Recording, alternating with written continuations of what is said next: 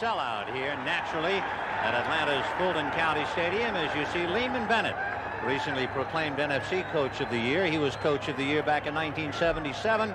On the other side, Tom Landry, one of the most successful coaches in history, the third winningest coach in history. Only George Halas and Curly Lambeau have won more games than Tom Landry. Landry has won 184. Raphael Septien will be kicking off for the Cowboys. The Atlanta Falcons, an excellent offensive team, and at the start of the season they were the second youngest team in the NFL, only Kansas City, a younger ball club. It is a very exciting team. In its 4 defeats this year, it lost in overtime to the Rams. It lost in the last 25 seconds to Minnesota. It lost with 32 seconds to go to Miami. And it lost with a minute and a half left against the Jets. Going deep right now is Mike Smith. And Raphael Septien ready to kick it off. And Mike Smith will take it on the 1, to the 10, to the 20, lunging to about the 22-yard line. And that's where the Falcons will put it in play. Let's take a look at that brilliant offensive line. Mike Henn, Dave Scott, Jeff Van Note, R.C. Thielman, and Warren Bryant. Bartkowski at the wheel, the running backs, and a great tandem they are, Andrews and Kane, with Francis Jenkins and the young tight end, all rookie Junior Miller. So 1st and 10 Falcons in the first offensive series of the day. Second man is Lynn Kane trying to get a block from William Andrews, but they stack him up. In looking at the Dallas Cowboys, here is Ed Jones, Larry Cole, Randy White, and Harvey Martin up front. Guy Brown playing for the injured Mike Hegman along with Bob Brunig and D.D. Lewis, with Barnes, Mitchell, Waters, and Thurman. A note, too, as you look at Guy Brown playing for Mike Hegman, in 27 postseason games, no individual player has ever gained 100 yards rushing against Dallas in a postseason game. Not much as they move it out across the 25. George, so far they are playing very conservative. Yes, I expected that, Vin, to start out conservatively. They like to run the ball on the first down and set up the play action. Bartkowski loves the play action after the run. Let's get into Bartkowski's helmet and find out what he thinks about going against Dallas. We posed that question to him before the game. They need to control their front 4. They've got a heck of a pass rush, and their cornerbacks have been as good as their pass rush, I think, basically. They're great when they're getting a super pass rush, and they're not so good when they don't get the rush. But that's pretty much the way it is in this league. If you get a quarterback, any quarterback trying to throw in this league, he's going to complete some footballs. That's Lynn Kane being knocked out of bounds after picking up the first down. Lynn Kane, who rushed for over 900 yards this year, only twice did he rush for more than 20 yards, but when they get down close, they use Andrews to block for him. He has 8 touchdowns. Ben, I think this is the best tandem in football. Kane and Andrews is comparable to Muncie and Galbraith. This is the best offensive backfield that I've seen in the NFL. Well, it is 1st and 10 Falcons on the Atlanta 38-yard line. In motion was Wallace Francis. Bartkowski going wide to William Andrews, but no good, and that's Guy Brown right there with Andrews, and he figures to be tested, George. He will be. He hasn't played very much. He only had 10 tackles on the special teams. It'll be interesting to see his reaction on the run and when they get him one-on-one on a pass. This is his first start of the year and only the second of his career. His other start was against the Giants in 1979. So it is 2nd and 10. The ball is on the Atlanta 38 in the early going. Alfred Jenkins goes wide right, and they have Wallace Francis wide left. Andrews and Kane behind Bartkowski. And on a draw, up the middle goes the big back, and he's across the 40 as Andrews, and we'll see where they spot it, whether he made enough for the first down. You know, Ben, Andrews had such powerful legs. If you tackle him around the thighs, you just bounce off. You have to cut his legs out from underneath him. You have to hit him right around the shoe tops to bring him down. You know, Dallas said they thought he weighed about 225 pounds, and looking at him in game films, he actually weighs only 200, but it's a very hard 200. Yes, and they list him at 6 feet. He's probably 5'11", so that makes him about a 215-pounder. But going back to this backfield of Kane and Andrews, the reason they're so good is that they both block. They complement each other. They both are good receivers, and they both have enough speed and moves to give the defense a problem. Well, we'll see about the defensive problem on a 3rd and 1 for Atlanta on the Atlanta 47-yard line. James Mayberry is blocking outside Junior Miller, the tight end on the right side. It'll be the second man. They stack him up. Benny Barnes came up to meet him. From our angle, it would appear as if he made it. And he did. First down, Atlanta. Well, this is a sound play. They got the good blocker, Andrews, leading the play, and Kane going over the top. That's what they like to do down the goal line. That's why Kane has 8 touchdowns. They like to let the blocker block and the runner run. The only better tandem in the NFL was Rob Carpenter and Earl Campbell, but of course Campbell had a bunch of yards. So 1st and 10 on the Atlanta 49. Bartkowski's going to put it up. Ed Jones can't get him. Bartkowski's pass, no good. Intended for Alfred Jenkins, just did go off his hand, and defending was Benny Barnes. And Ben, that is exactly what we talked about at the top of the show. Bartkowski is a bomber. He's got the strong arm. He's going to test Barnes and Mitchell deep on 1st down. Actually, he has them open. The ball's overthrown. You know, Bartkowski threw at least 1 touchdown pass in 15 of the 16 regular season games. The only team to shut him out, the New York Jets, way back in October. So it is 2nd and 10 on the Atlanta 49.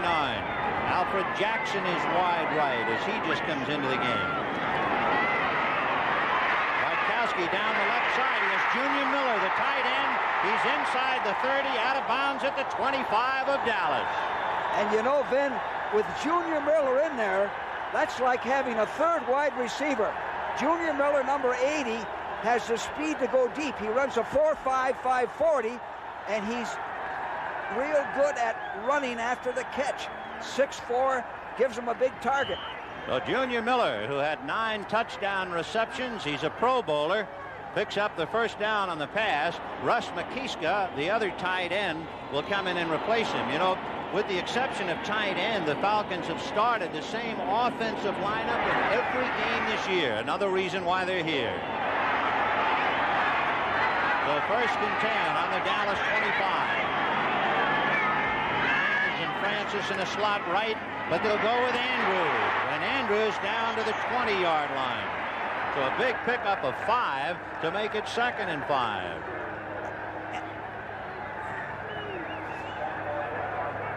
Let's take a look at McKeska, 87 blocking on Guy Brown. Pretty good block. He gets to his knees, drives him back. And Andrews has a low center of gravity then. And those powerful thighs, he's always going forward. Good leg action. 2nd and 4. The ball on the 20-yard line with Francis and Jenkins in a slot right. Andrews is the fullback in this I formation, the up back. And Bartkowski looking right, then going deep down the middle. No good. Alfred Jenkins had it and couldn't hold on to it. Dennis Thurman and Benny Barnes there to defend. Then 2 things. Bartkowski had the time to throw. He unloaded once, wound up. Watch there. Plenty of time to throw. This should have been a touchdown. Right in his hands. He let the ball go through his hands into his body. Dallas can't give him that much time to throw. So on a 3rd and 4 from the 20-yard line, Atlanta has Jenkins and Francis go right. Jackson goes left, and Junior Miller, the tight end, is shaken loose off the line of scrimmage. Bartkowski is looking over Miller's head, intended for Jenkins, and he threw behind him as he tried to find a seam between Thurman and Barnes. That's right. Jenkins wasn't looking for the ball. Bartkowski got rid of it before he wanted to.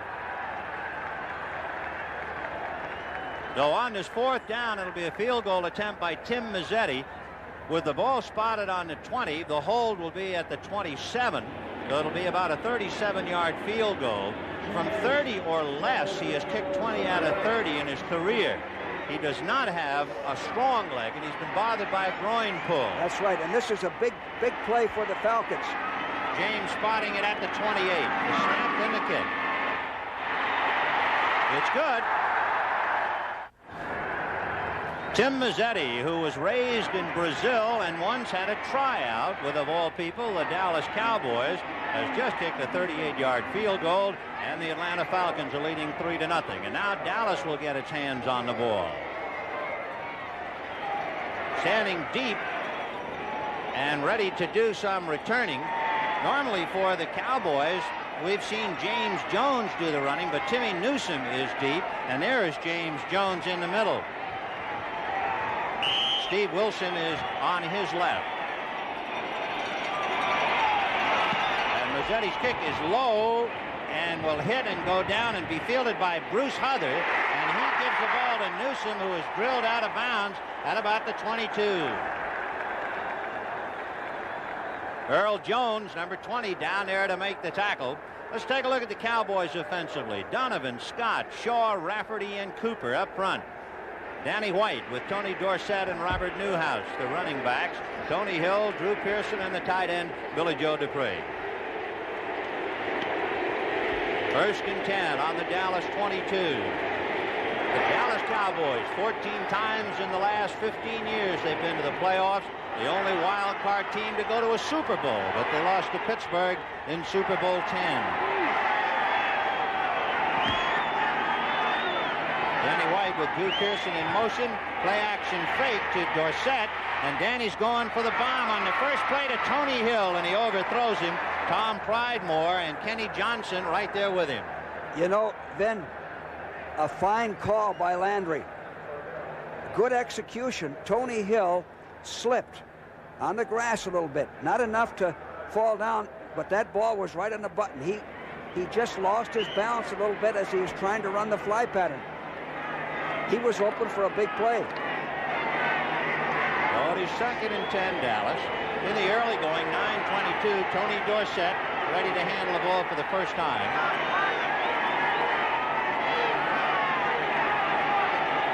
Again, Drew Pearson in motion, picked up by Bob Glazebrook. And Dorsett bangs into Don Smith, who buries him. We had asked Tony Dorsett about running on grass before the game, and this was his answer. Well, actually, I prefer running on natural grass. I think it's, as far as my style is concerned, I've heard a lot about it here since coming here yesterday also that, you know, Tony Dorsett can't run on grass. I think I'm going to surprise a lot of people today. I think I can run on anything that we can play on. Well, we'll see now about Atlanta trying to stiffen on a third down, almost 9 for the Cowboys. And out of the shotgun comes Danny White. White going to the right side, knocked in the air, juggled and dropped. Roland Lawrence had both hands on it as he took it away from Tony Hill, but he couldn't hold it. And there was a savage hit. Fulton Kuykendall really drilled a Cowboy, and that Cowboy has been knocked out of his saddle, and it is Tony Dorsett. Well, here it is. The Falcons come with a 4-man rush. I think that's a must today. They run a stunt. Dallas picks it up, gives them the time. The ball's a little high. Dorsett probably should have had it. It's deflected, and very fortunately, it was not intercepted by Lawrence.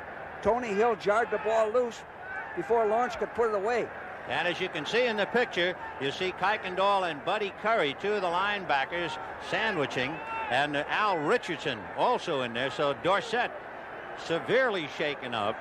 And on a 4th down play, Dallas will have to punt once Tony can get back on his feet. Well, Vin, these young linebackers, these Falcon linebackers are hitters. They swarm around the ball carrier or the receiver like a bunch of hornets. They're all over the place. Somewhere along the line, Landry will do something to counter that, run a gadget, run a reverse to take them out of pursuit. Danny White has had opponents return his last 10 punts for a combined total of only 16 yards. He's been brilliant. Kenny Johnson standing on the Atlanta 30-yard line. And White drills it high. There's a flag on the play, and the ball is caught by Bob Glazebrook at the 40-yard line.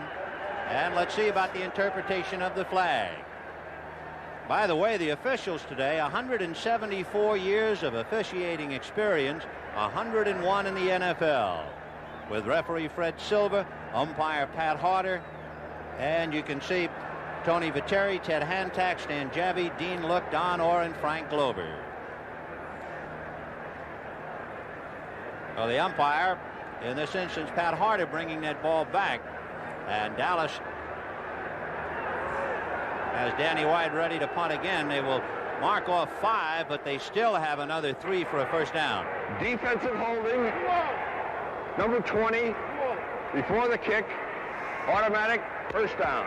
If that would have been during the kick, the ball would have been turned over. Right, it was not a change of possession foul. The foul was called before the kick. Consequently, Dallas gets a gift and a first down. 1st and 10 on the 29.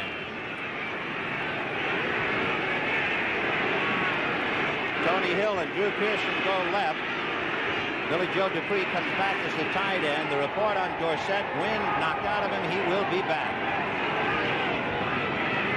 And it'll be Robert Newhouse running into red shirts. And they stack him at about the 30-yard line. Well, he might have purchased another yard. You know, Vin, this Atlanta defense was 3rd against the run. Nobody ran too much against them. Here are the men. Jeff Yates, and when he's healthy and playing, it's very hard to rush. In the 2 games he missed, opponents rushed for 195 for the Jets, 256 by the Rams. In the 14 he played, they gave up only 84 yards on the ground. Don Smith and Jeff Merrill, the other 2 of that strong up 3. Go to 2nd and 9 from the 30. Drew Pearson in motion on just about every play, picked up by Bob Glazebrook. Newhouse stayed in to block for White, and the pass is complete. But boy, what a price. Dorsett belted at the 34-yard line by Buddy Curry. You very seldom see one man in a tackle with those Falcon linebackers. There's 2 and 3. They're all over the place, and they're ready hitters. Buddy Curry, 2nd-round pick. What a choice he's turned out to be. They send all, there's 2 men on him. They send all the signals into Buddy Curry. There they are, the fearsome 4 of Richardson, Kuykendall, Curry, and Joel Williams. And on a 3rd down and 4, Dallas, having been given a break on a holding penalty against Atlanta, still trying to keep the ball as Pearson in motion, running through the shotgun. Preston Pearson is in there as a safety valve, but the pass is dropped by Kenny Johnson. He had that interception intended for Tony Hill and couldn't hold on to it. The ball sailed. A good strike, a good throw. He had him open. What? Here's the shotgun snap to Danny White. And the ball is high. The ball sails a little bit. Kenny Johnson has it right in his hands. You know, an interesting thing during the regular year, Atlanta had 26 interceptions, 16 of those interceptions by rookies. That's fantastic. It shows you the quality of those rookie players, Vin. Well, Danny White will try to punt again. Remember, the last time it was nullified by the holding penalty, and again Kenny Johnson goes back to the Atlanta 25. Only one of White's last 30 punts have been returned for 10 yards or more. Johnson backing to the 4. Spun around, and he's not going to get back. Johnson unable to get it to the 20-yard line, and you can see why Danny White's punting has been remarkable. Atlanta's first drive, they started on their own 24, and it was capped on a 38-yard field goal. Now they will start on their own 20 as Alfred Jenkins goes wide right. Alfred Jackson goes wide left. And it's Andrews and Kane with Francis in motion. Andrews getting out to about the 25-yard line. If they spot it there. And on the sideline, Tony Dorsett, evidently okay, visiting with Robert Newhouse, which is certainly good news for Dallas. I think he just got the wind knocked out of him. Then on that last play that the Falcons just ran, they liked Andrews on 1st and 10. And it's a pick-a-hole play. He'll run off tackle, he'll run up the middle, he'll run wide. He does a good job of reading his blockers. Jenkins goes left, and Francis goes right.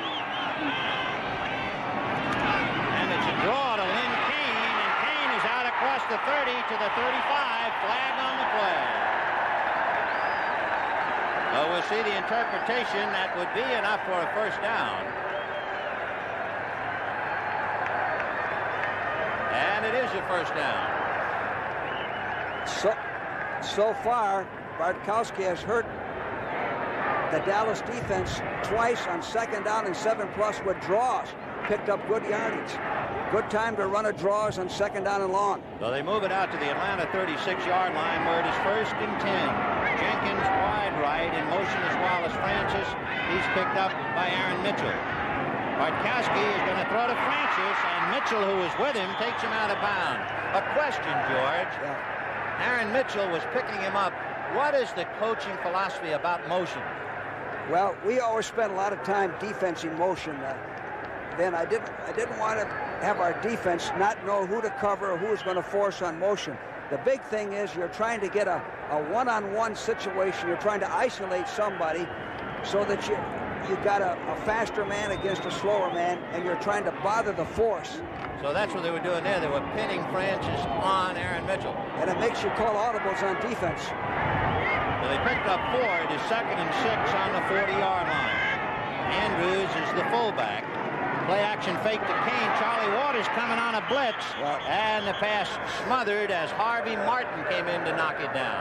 Well, that shows me something there, Ben. The Falcons are a heck of a team on 1st and 10. I always felt that when we played Dallas, we had to throw 50% of the time on 1st and 10 because they're in that flex defense. They don't rush as well. We also had to be effective running, but if we didn't throw 40 to 50% of the time on 1st and 10, we were in trouble. Now here, Guy Brown and Charlie Waters, 41, rushing the passer, which shows good preparation on Dallas's part. 3rd and 6 on the Atlanta 40-yard line. Bartkowski with Andrews flaring, and he's going to go deep down the left side to Jenkins. Jenkins is going to go touchdown. Aaron Mitchell was beaten, as you said.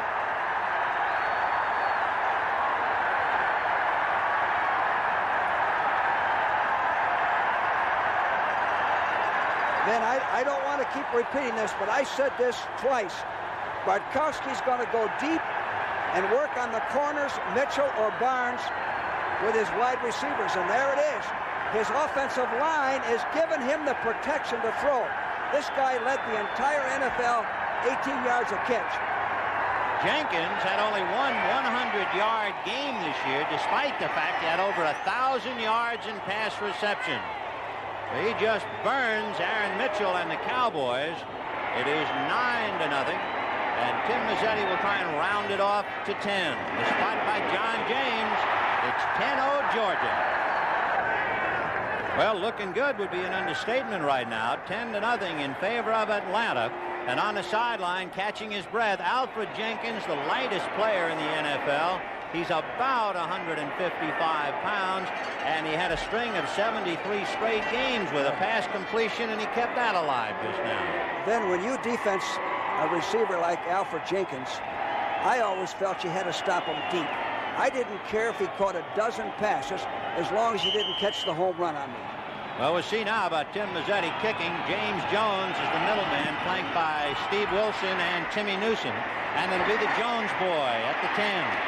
To the 20, 25, 30, 35, down at about the 41. Earl Jones and Kenny Johnson finally bringing him down, and that's an interesting pairing because Kenny Johnson and James Jones were teammates at Mississippi State, playing against each other in a big one.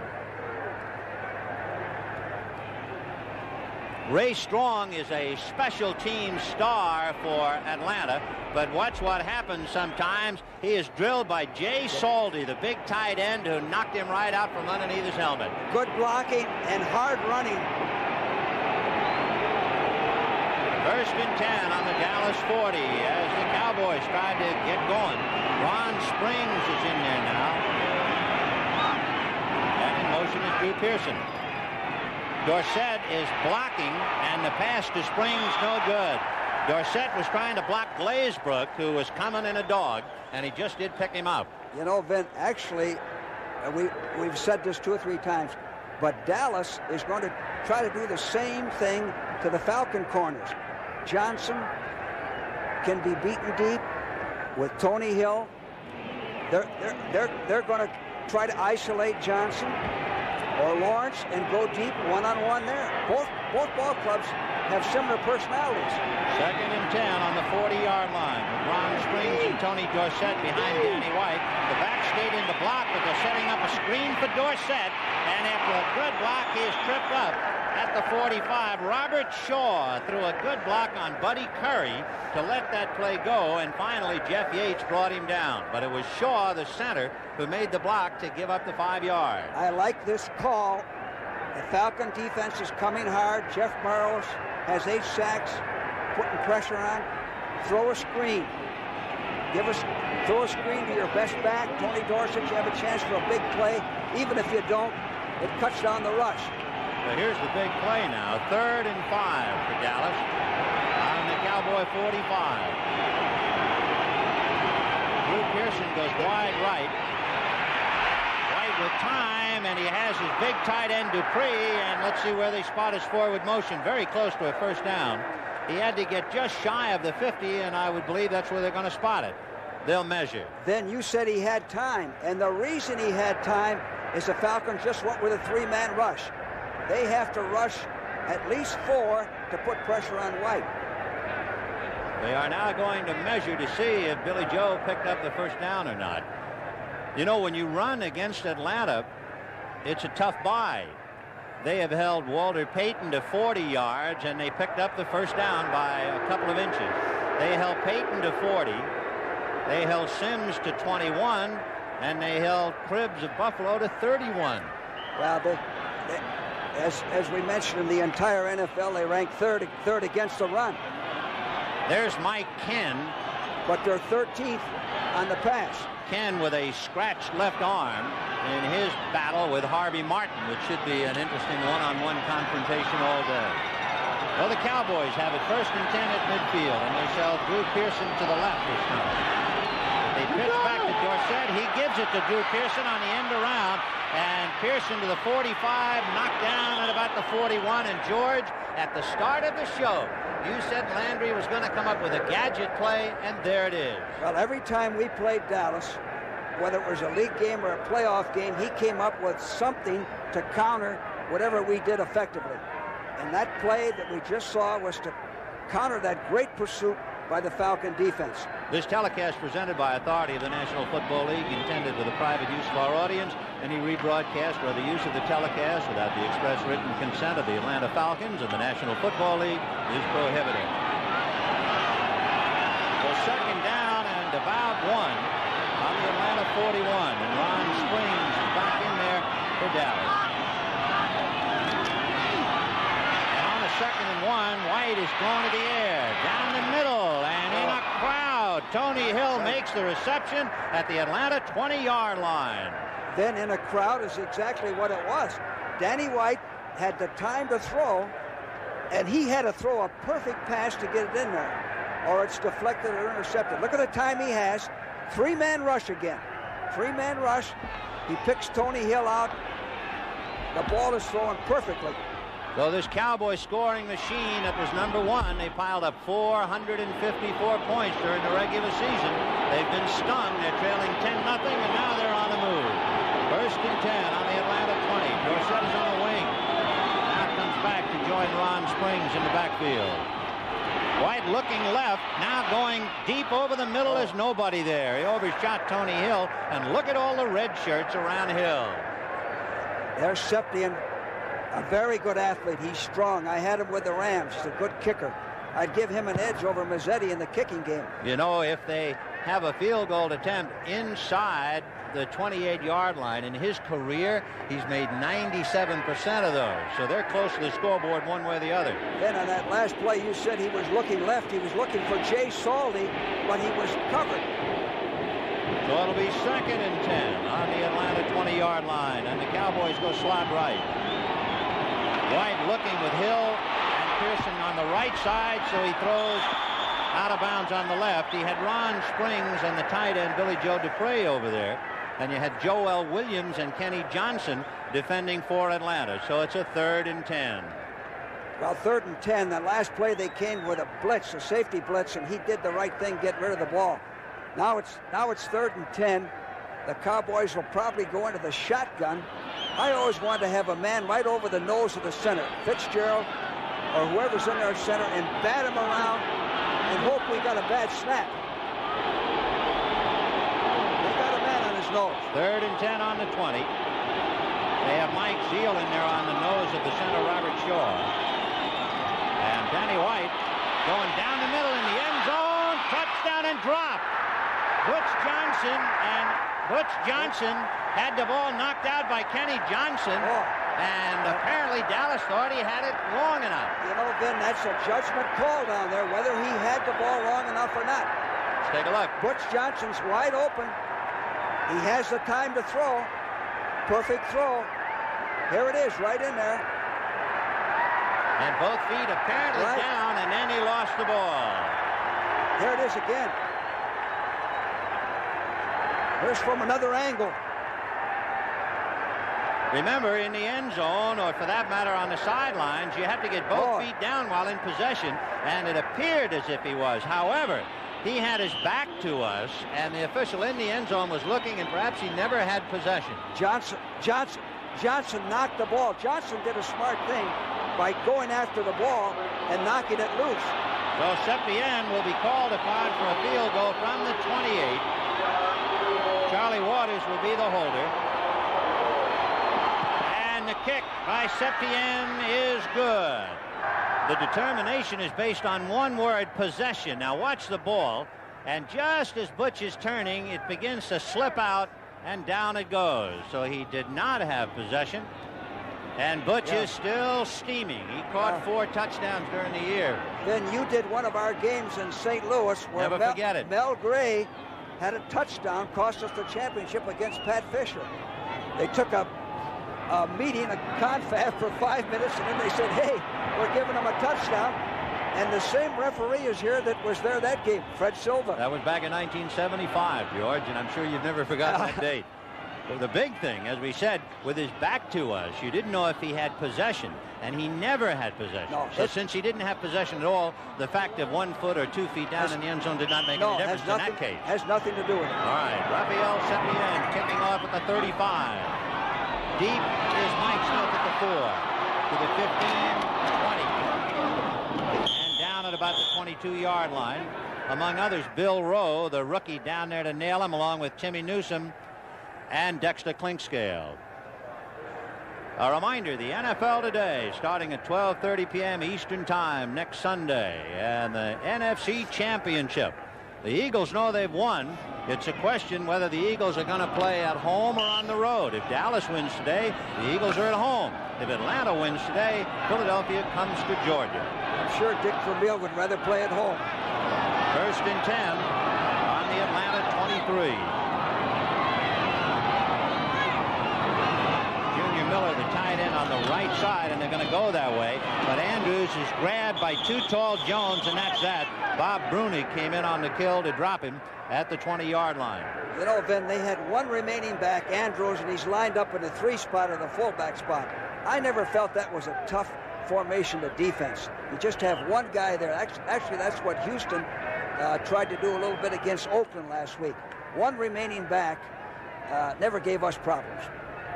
Well, they ran him on the strong side with Junior Miller blocking, but they couldn't move too tall. Go to 2nd and 10 on the 23. Guy Brown is up now, the linebacker, playing just outside of too tall Jones.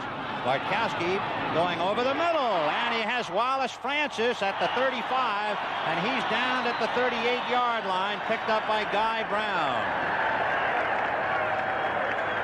And as you can see, the sands have run through the hourglass as far as the first quarter is concerned in Atlanta, Georgia. The Falcons leading 10-3. They have it 1st and 10 on their own 38-yard line. Alfred Jenkins goes left, and that's Wallace Francis in motion left. The backs stay in to block. The pass to Junior Miller, and the tight end is out across the 45-yard line. Dropped by Dennis Thurman at about the 47, and the tight end is going to be busy today. Oh, he's a beauty. He was on the all-rookie team, and again, I'll repeat, he's like a third wide receiver there, 6'4". He has excellent speed, runs well with the ball after the catch. What's taking place, then, is that this Falcon offensive line is countering Dallas's defensive line. Bartkowski has not been hurried or rushed yet. That'll be second and a long 2 with the ball on the Atlanta 47. The Falcons in a slot left. Bartkowski on a straight-ahead quick handoff, trying to get the first down with William Andrews, and the Cowboys very grudgingly not about to give him more than a yard. And from this angle, it would appear as if he didn't quite make it. Not yet. You know, the reason the Falcons' offensive backs are not noted or haven't gotten the publicity, they're not spectacular. They're not the type of backs that would run 80 yards. They're pluggers, but they, as a tandem, they really do a job. Andrews starts like a track man. Maybe we'll see that later. Kane has had 2 runs of better than 20. Andrews has had 10 runs of 20 or more to tie Earl Campbell, but as you mentioned, he doesn't ever really break that big one for you. And he's averaged 4.9, which is only Dexter Bussey of Detroit in the NFC has a better yards per try.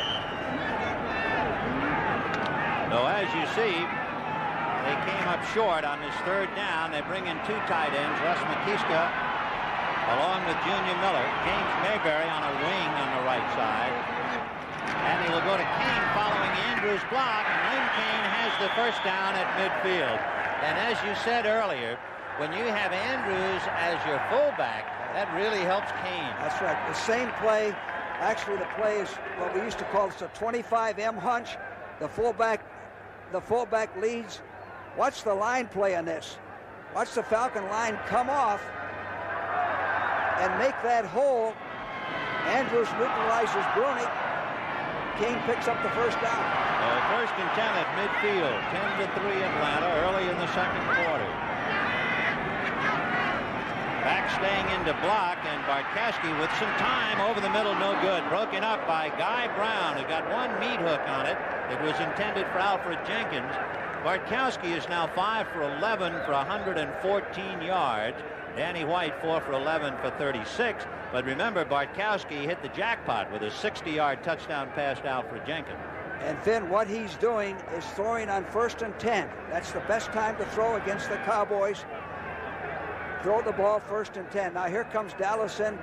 They almost substitute a complete team. They send 4 men in on defense. Second and 10 at midfield. The Falcons are 2 for 2. The first time they got the ball, they wound up with a field goal. The second time they had it a touchdown. This is their 3rd series of possession. Bartkowski going to spring it off to William Andrews, and it hit Too Tall Jones' helmet, I believe, and that figures. That was an afterthought. He wanted to go downfield to Junior Miller. Junior Miller was covered. He dumped it off. You know what the Cowboys are trying to do is get White, Randy White, one-on-one. They take Dutton out. They bring in Cole. Cole's a better pass rusher. Take all their linebackers out.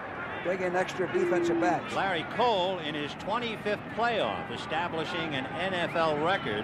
D.D. Lewis, number 50, will be in his 24th playoff. So they have some wise heads on that side of the line. I like Cole. He can really play football, and he goes all out all the time. 3rd and 10 from midfield. Jackson goes wide left, but the Falcons have a slot on the right side. Bartkowski looking left, and a diving attempt, and the catch by Alfred Jackson is good for the first down. Inside the 40, a great diving catch by the kid they call Action Jackson. This is the first time Bartkowski's rushed a little bit. He feels some pressure. Here's a diving catch of a low ball. Again, then these Falcon receivers are underrated. Jackson, Jenkins, Miller, Francis. Should have known they had something. He was Earl Campbell's best man. 1st and 10 on the Dallas 38.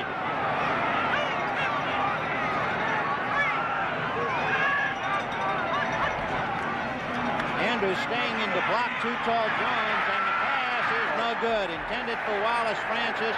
A good defensive play by Steve Wilson. Yeah. And Wilson, only 2 years from Howard. He's the son, if you have that kind of a memory, of touchdown Tommy Wilson, who played in the Pro Bowl He was a running back with the Rams, the Vikings, and the Browns in the late 50s and 60s. Here's a chip off the old block. Doing a good job. Then again, Bartkowski throwing on 1st and 10. Good protection.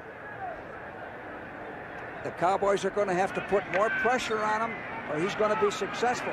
2nd and 10 on the 38. Francis wide right, and Jenkins goes left. Kane and Andrews behind Bartkowski. And this time it's Andrews. Hit, staggered, on his feet, runs around Ed Jones, and the second time around, too tall, gets him. Well, very seldom do you see William Andrews hit for a loss. Alfred Jackson on the sideline coming in with a play. And a reminder that Ed Too Tall Jones is playing with a severely sprained big toe. Yes. And yet he was still able to stay with Andrews and bring him down. Very good point, Vin. He deserves a lot of credit. Last week, he played with a painful injury, and the Cowboys need him. He's a vital part of that defense. So it is 3rd and 18 on the 46. Alfred Jackson, who just brought in the play, comes left, and the tight end is on the left side. But they have 3 receivers, and now Bartkowski says, wait a minute, this formation isn't quite right. And he's going to have to waste a timeout. On a 3rd and 18, punter John James on the sideline. Just a reminder, and when you talk about inside the 20, that means the number of kicks opponents fail to return to their 20-yard line. It does not necessarily have to be out-of-bounds kicks. So he's quite a weapon. 3rd and 18 on the 46-yard line of Dallas. Atlanta leading 10-3. Slot right, and in a close set behind Bartkowski. The back staying in. Harvey Martin knocks the ball loose, and Anthony Dickerson recovered it for Dallas. Anthony Dickerson, who had a hip pointer, and we didn't even know if he was going to be able to play, falls on the fumble. A big save for Dickerson. Drew Pearson wide right. Dorsett and Newhouse are behind Danny White. Jay Saldy is on a wing in a double tight end. White on a bootleg is now going to throw, and it's to Billy Joe Dupre and down to the 25-yard line. So they had both Saldy and Dupre in there, and I guess, George, the normal tendency is to think that they would pass to Saldy. Right. Saldy has more speed. Dupre's a good blocker. But Dallas has made a living on this play for years. It's a bootleg. With Roger Staubach, he'd run the ball as much as he'd pass it, and Dupree comes underneath from one zone to another. Heck of a call. Well, they picked up 20 yards on that pass. Danny White is 5 for 12 for 55 yards. He has it 1st and 10 on the Atlanta 25. Tony Hill wide left and Drew Pearson right, and Dupre in a wingback position now, shaken loose and goes in motion. Tony Dorsett trying to get outside, and Bob Glazebrook along with Al Richardson, and Richardson forcing it and making the tackle. Then we can't see it, but there's some of it right there. The whole defensive team was over there by Dorsett. All 11 players. Al Richardson is another one of the storied linebackers down here. Al went to Georgia Tech. He had 7 interceptions this year, and the record for interceptions by a linebacker in the NFL is 8. That's fantastic. And 7 interceptions. He never had an interception in high school or college. Well, he's in the right position. They use him in the walkaway. 2nd and 9 on the 24. Robert Shaw, the center. Danny White to Tony Dorsett. Big hole, and Dorsett is outside the 20, and Kenny Johnson will ride him out of bounds at about the 16-yard line. Robert Newhouse blocking for Tony Dorsett. Well, they need a big game by Dorsett to take the pressure. Here it is. It's a strong side sweep. Good blocking at the point of attack, and a nice move by Dorsett. He faked in, Vin. There it is. That's Newhouse on blocking. Bob Glazebrook. Right. And now Kenny Johnson tackles him high and kept him away from the first down. It's 3rd and 1 on the 16. And Dallas now is asking for a timeout. 10 minutes and 15 seconds to the half. Vin Scully along with George Allen. The Cowboys trying to capitalize on a Bartkowski fumble. They have a 3rd and 1 on the Atlanta 16. Salty again on a wing outside Dupre on the right side. And White straight ahead. And it would appears if he picked up the first down at the 15-yard line. Good call, Vin. You got inches to go. It's the safest play. Straight ahead. White's a good, strong, good-sized quarterback. Pick up the first down. White take a chance, handle it off, and maybe have a fumble or get a loss. Somebody slips through the seam, and now you have to kick a field goal. So 1st and 10, and he actually moved the ball just over the 15, so they'll spot it at the 14-yard line. And the Cowboys have a slot right. Tony Hill and Drew Pearson go right. White giving it to Dorsett. And Dorsett is knocked down at just about the line of scrimmage, a 14-yard line. Well, Vin, you know, we said at the top of the show that Dorsett had to run. The Cowboys had to run effectively to take the pressure off of White so he could throw. This Falcon defense so far has shut off the run completely. They haven't done anything running. Those men up front for Atlanta who played in the '78 playoffs, Yates, Merrow, Kuykendall, and then in the secondary, Lawrence and Pridemore. Otherwise, a very young ball club. So 2nd and 10 on the 14. Dupree, the tight end, on the left side. And White, a little screen to Ron Springs, and he's to the 5-yard line. And if he moved it across to the 4, he might pick up a 1st and goal. It just depends on where they spot it. That's a good call, real good call. They're expecting pass. He dumps it off a screen. Here it is. On that screen this year, Springs went 58 yards for a touchdown against the Giants. Same kind of play. He's a good athlete, good blocking downfield. This is a good area of the field to run a screen. Many times you can go all the way into the end zone. They're measuring. It looks like it's short. Not quite for a goal situation.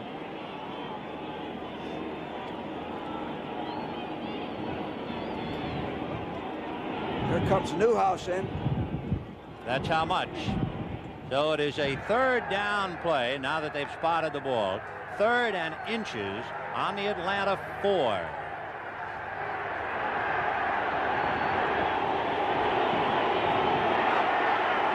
Deep back is Dorsett. Now shifting out of the eye with Saldi and Dupre. The 2 tight ends are on the right side. Let's see if they go that way. Play action fake and a roll to the right by White. And he's going to throw it to Billy Joe. And did he break the plane? He did. Touchdown for Dallas. Boy, oh boy. So Billy Joe, who has caught 8 touchdowns this year, 3 of them from 9 yards out, 2 from 12. This time makes 1 from 4. They use motion coming back to fake a run. He runs a bootleg. Very fortunate to get this off. Curry overran the play. Curry had him covered. The ball was thrown behind Dupree, so by coming back for it, he lost his position. Tom Pridemore tried to come up and keep him out, but the big tight end was able to break the plane and go in for the touchdown. Now we'll see about the tying point. Set the end on the hole by Charlie Waters. It is good. The Dallas Cowboys capitalizing on a fumble by Bartkowski after being hit by Harvey Martin, recovered by Dickerson, go for a touchdown to tie it up. And now the kick to Mike Smith at the 4, to the 15, to the 25, 30, to the 40, dragged down by Bethea at the last minute, or he's gone. Yeah. Great field position for Bartkowski. The rookie out of Grambling, Mike Smith, makes a great return. And Atlanta now in excellent field position, and a Dallas player is hurt. There it is. Mike Smith, a 7th-round draft choice. Look at the hole he has. The Dallas player who is hurt, they just signed him, Norm Wells. Activated in place of Randy Hughes. Number 66, you can see him in the lower left-hand corner of your screen, just beginning to roll over on his back in pain. So Norm Wells, who went to school at Northwestern. You know, Vin, you mentioned the word fumble before. Atlanta had lost the ball just 9 times on fumbles this year, the entire year, and they had a turnover ratio of plus 16, which was the best in the NFL. And, of course, it is typical that when you give a good team a break, they cash it in. At halftime, reminder, Brent Irvin Phillips will be with us. And then, of course, we'll get back to this thing, which is just really starting to bubble. 10-10 with 7 minutes and 57 seconds left in the half. And so Norm Wells shaken up. He was activated by Tom Landry with the injury of Mike Hegman. And now Wells is hurt on a kickoff return. Well, you know, we've talked about Atlanta's young ball club. The Cowboys have 8 rookies, and they have 16 other players with 3 years or less experience. So they're a young club also. A 39-yard return by Mike Smith, and it's 1st and 10 on the Atlanta 43. In a slot right. And they go straight ahead to Lynn Kane, and he's across the 45 to about the 46-yard line. Well, that's what Atlanta likes to do. Atlanta likes to establish something on the ground on 1st and 10 and then set up the play action. That's what Bartkowski has done so successfully all year. You know, when you see an Atlanta ball game, and we've done a couple, you expect it to be an exciting game. Yes. Dallas, of course, has a history of playing great games. Atlanta had to come from behind in 10 of their 12 victories. And they're even 10-10 here. 2nd and 7 on the 46. Wallace Francis in motion, picked up by Aaron Mitchell. The back's release, and the pass is to Francis, and Mitchell finally brings him down at the 49-yard line. So once again, they put Francis in motion. Right. Mitchell picks him up. They isolate him one-on-one, and they go to Francis. That's the whole thinking. Here's Wallace Francis in motion, 89. See him going through the backfield. Now he turns upfield and runs what we call a shoot pattern, about 5 yards deep. Makes a one-on-one situation. Mitchell has to cover him.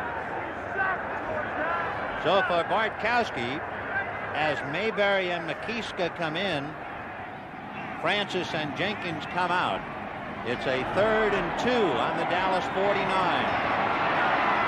2 tight end, and Mayberry, a blocking back, is on the wing. And they'll go that way. Lynn Kane trying to cut. And again, the question of the forward progress. Might have to measure. George, any surprises? It seems like most of the things you talked about at the top of the show have come about. Yes, actually, Dallas is fortunate that it's 10-10 because Atlanta missed a touchdown pass. They could have had 14 points. Of course, Dallas feels, I'm sure in their hearts, they think Butch Johnson had a touchdown pass. Yeah, true, man. That was a judgment call. That could have gone either way. We said these teams are a toss-up, and it's showing that. So far, they're dead even. The Cowboys' experience in playoffs and big games, they're going to have to measure. It is so close. Might give them the edge. You talk about the home field advantage. It might be interesting to point out that in the playoffs, the Cowboys have a better playoff record on the road than they do in Texas. That's interesting. Well, that shows good coaching, good players, good unity. You know, a good team can win anywhere. You saw Ernie Staudner talking to one of the members of the chain gang, and now you can see that Lynn Kane was not able to pick up the first down. Ernie Staudner usually wears a different color jacket because he sends the signals in, and they don't have a confusion on it, all wearing the same blue jacket on the sideline. So here's John James, who went to school at Florida, didn't play football until his senior year when he answered the plea of his coach, and he has been marvelous. 4th and 1 on the 48. James has run the ball once this year. He ran 13 yards against New Orleans. First time he ran with the ball in 9 years. Low snap, but he got it away.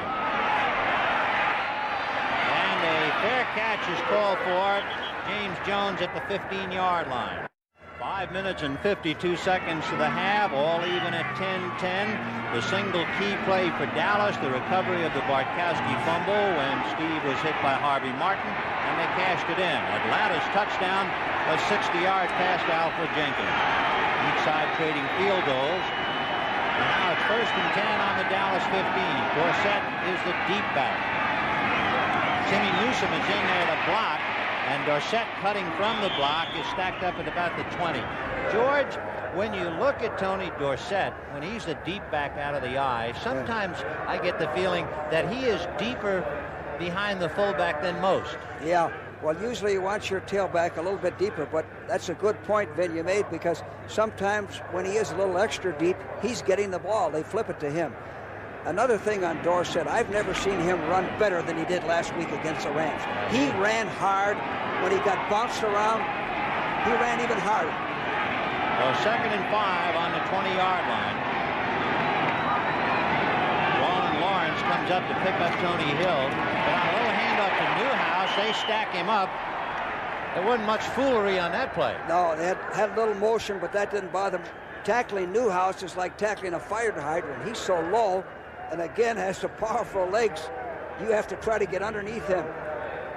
He's a good football player. Not spectacular, but good. You know, he's had a hairline fracture in each leg in the last 2 years, and yet Robert Newhouse is the #3 Cowboy rusher of all time, behind Don Perkins and Calvin Hill. 3rd and about 3 on the 22. Ron Springs is in there with Dorsett. The pass is to Dorsett, and he can't hold it.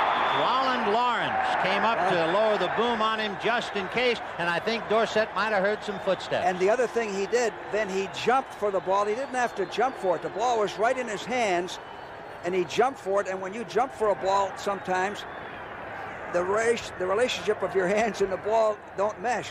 That was a first down. That was a good call also. He only needed a few yards. Hit the weak back on a stop pattern. So Danny White ready to punt. Kenny Johnson is standing back on the Atlanta 40-yard line. Slightly high snap from center, but White got it away. And it's Johnson just shy of midfield, and he is buried by Anthony Dickerson. And it was Dickerson, remember, who recovered the fumble. He's quite a kid. Yes, a hungry free agent. Rookie out of SMU, who is playing with a hip pointer. He was questionable in the middle of the week. There is a flag on the play, personal foul, and a clip. Well, against Atlanta. There's more penalties than on the kicking game. Nearly every kick, there's some penalty. You know, I was just going to say, from that area of the field, he had the ball in the 49-yard line. That's where Steve Bartkowski likes to go deep for the home run. Now, whether he will from here, that's something else. But when he gets at midfield, he likes to fake the ball to Andrews. Number 51, personal foul, clipping. Fake the ball to Andrews and go deep. So instead of having the ball on the 49, it goes back to the 34, and that's where Atlanta will put it in play. 1st and 10. The Falcons led 10-3 at the end of the quarter, and the Cowboys have scored the only points in the 2nd quarter to even it up, and we have 4:15 to the half. Bartkowski with Andrews staying in to block, and he's going deep in double coverage. No good. Did he catch it? Yes. I can't believe he caught it. Oh. Just what I said. He likes to go deep on first down from that area of the field. Take another look. Well, Aaron Mitchell and Dennis Thurman were all over him, and somehow he caught it. Double coverage. But he played the ball. He played the ball. They played the man. 58 yards. Jay. You know, I almost thought the ball hit Aaron Mitchell in the chest. Jenkins played the ball all the way. That ball should have been broken up. So from the Atlanta 34 to the Dallas 17 on that pass to Alfred Jenkins. Here comes Lynn Kane trying to get inside Warren Bryant's block. And they stack him at about the 15-yard line. You know, Vin, I don't know whether you said it, you may have, but Lynn Kane had 914 yards. That's tremendous. And this is a guy that's the second back in the backfield. That's why they're such a fine tandem. They both can run, they both can block. There's a story. Alfred Jenkins, 155 pounds, caught a 60-yard touchdown pass for a score and just handled a pass on double coverage and took it away from Mitchell and Thurman to put it 1st and 10 on the Dallas 17. Now it is 2nd down and 8 on about the 14-yard line. Bartkowski looking left, throwing in a hurry. He's got Junior Miller. And Miller is going out of bounds inside the 1-yard line. Then Junior Miller, watch Junior Miller on a drag pattern. Good protection. Junior Miller adds a dimension to this pass offense. Coming back a little bit, the ball's throwing behind him. Knocked out of bounds, almost scored. So first and goal for Atlanta. The ball is a foot from the goal line. Lynn Kane is the deep back behind William Andrews.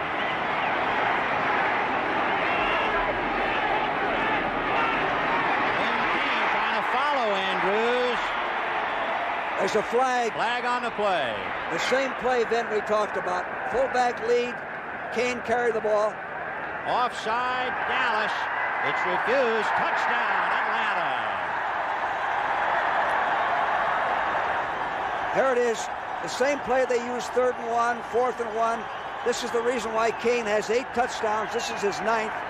Andrews blocking. He's following the fullback right in there. Encroacher. Refused. William Andrews throwing the big block on Bob Brunig to open up the hole for Lynn Kane.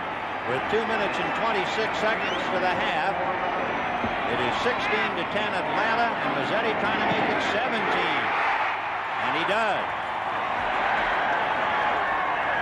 On the sideline, there is Lynn Kane scoring the touchdown thanks to that key block by William Andrews on Bob Brunig after the miraculous catch by Alfred Jenkins.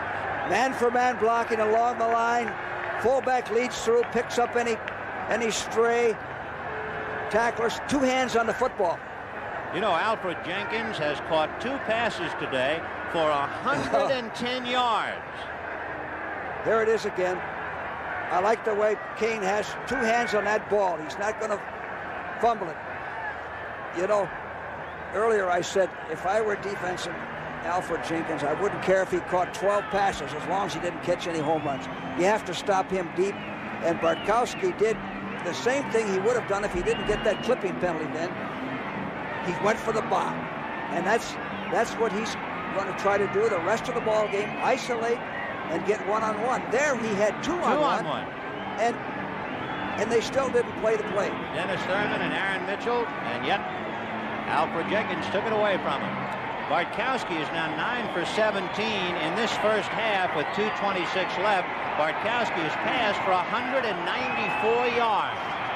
Of course, 110 of those yards on 2 of the passes to Alfred Jenkins. Standing deep, James Jones, flanked by Timmy Newsom on his right and Steve Wilson on his left. And Tim Mazzetti ready to kick off for Atlanta.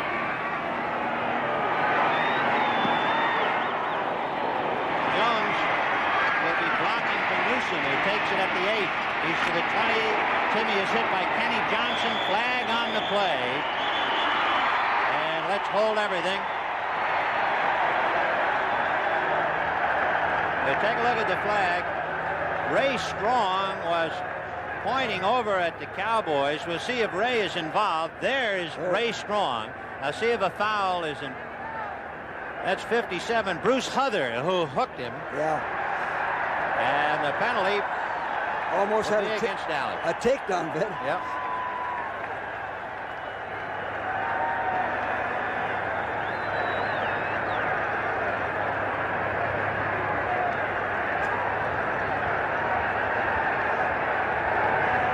Fred Silva will on the run back, number 57, holding.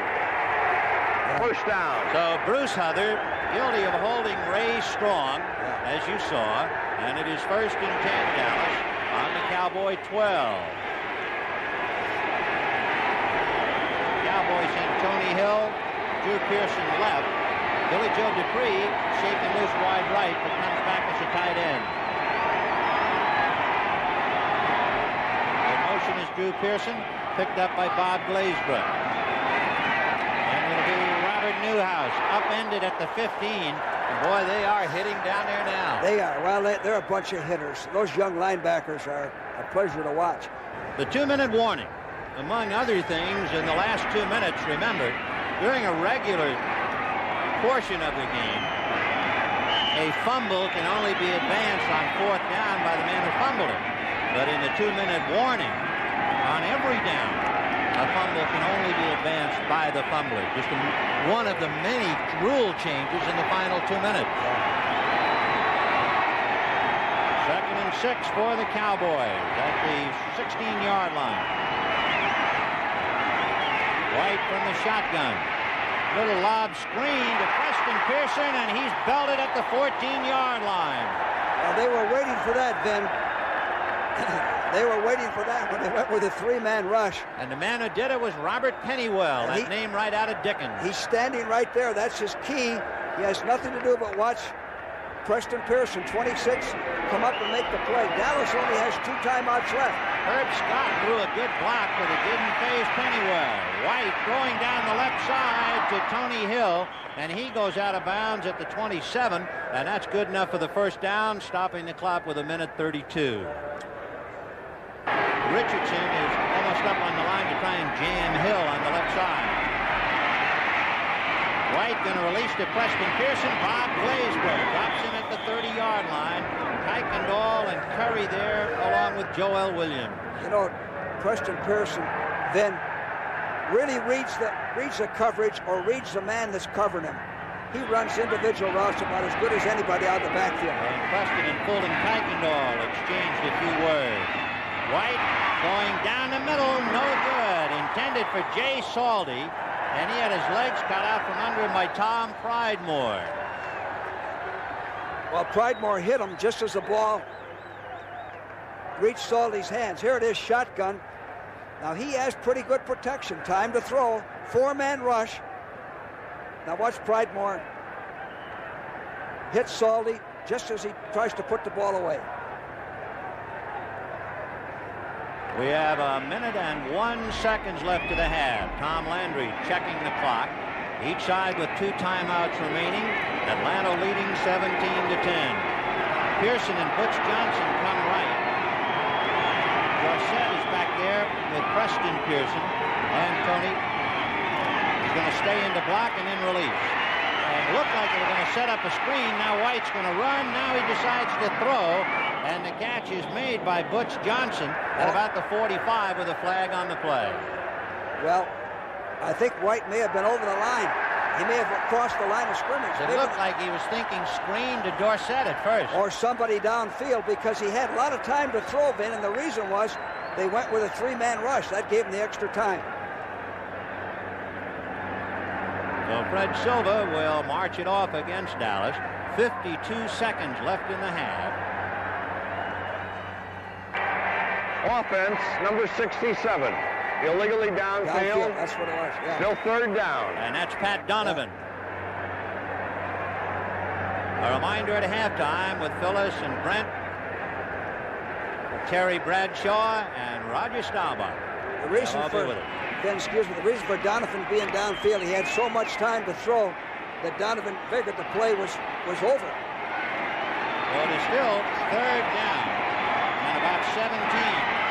And Preston Pearson, grabbed by Kuykendall, gets out across the 30-yard line, but Fulton Kuykendall dropped him. The clock is still running, and now timeout. Atlanta with 42 seconds, and the crowd giving the defensive unit of the Falcons, led by Kuykendall, a standing ovation. Well, the Falcons did the smart thing on defense. Take a timeout. You can either go for a block punt here or for the return, and you still got time to get in position. So it is a 4th and 10 for Danny White and Dallas. Atlanta now with 1 timeout left, and Dallas has 2. And we have 42 seconds to the half. They have just 1 man back, Kenny Johnson. And you know, Vin, what he does so well, he watches the coverage coming down the field before he catches the ball. Not many guys can do that. Kenny standing on the Atlanta 35. Danny White standing on the 15 for the snap by Rafferty. And he got it away. Down there is Benny Barnes to cover it inside the 35, and is finally down by Anthony Dickerson at the 34-yard line.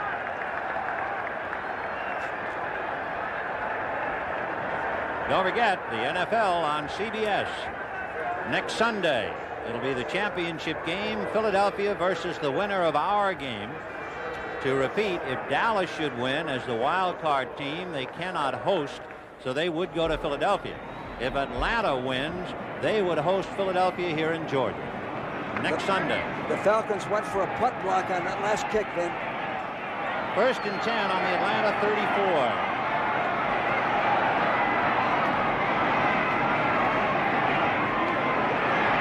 Staying in to block, but Bartkowski with time goes deep in and out of the hands of Alfred Jackson, with Barnes and Mitchell over there to defend.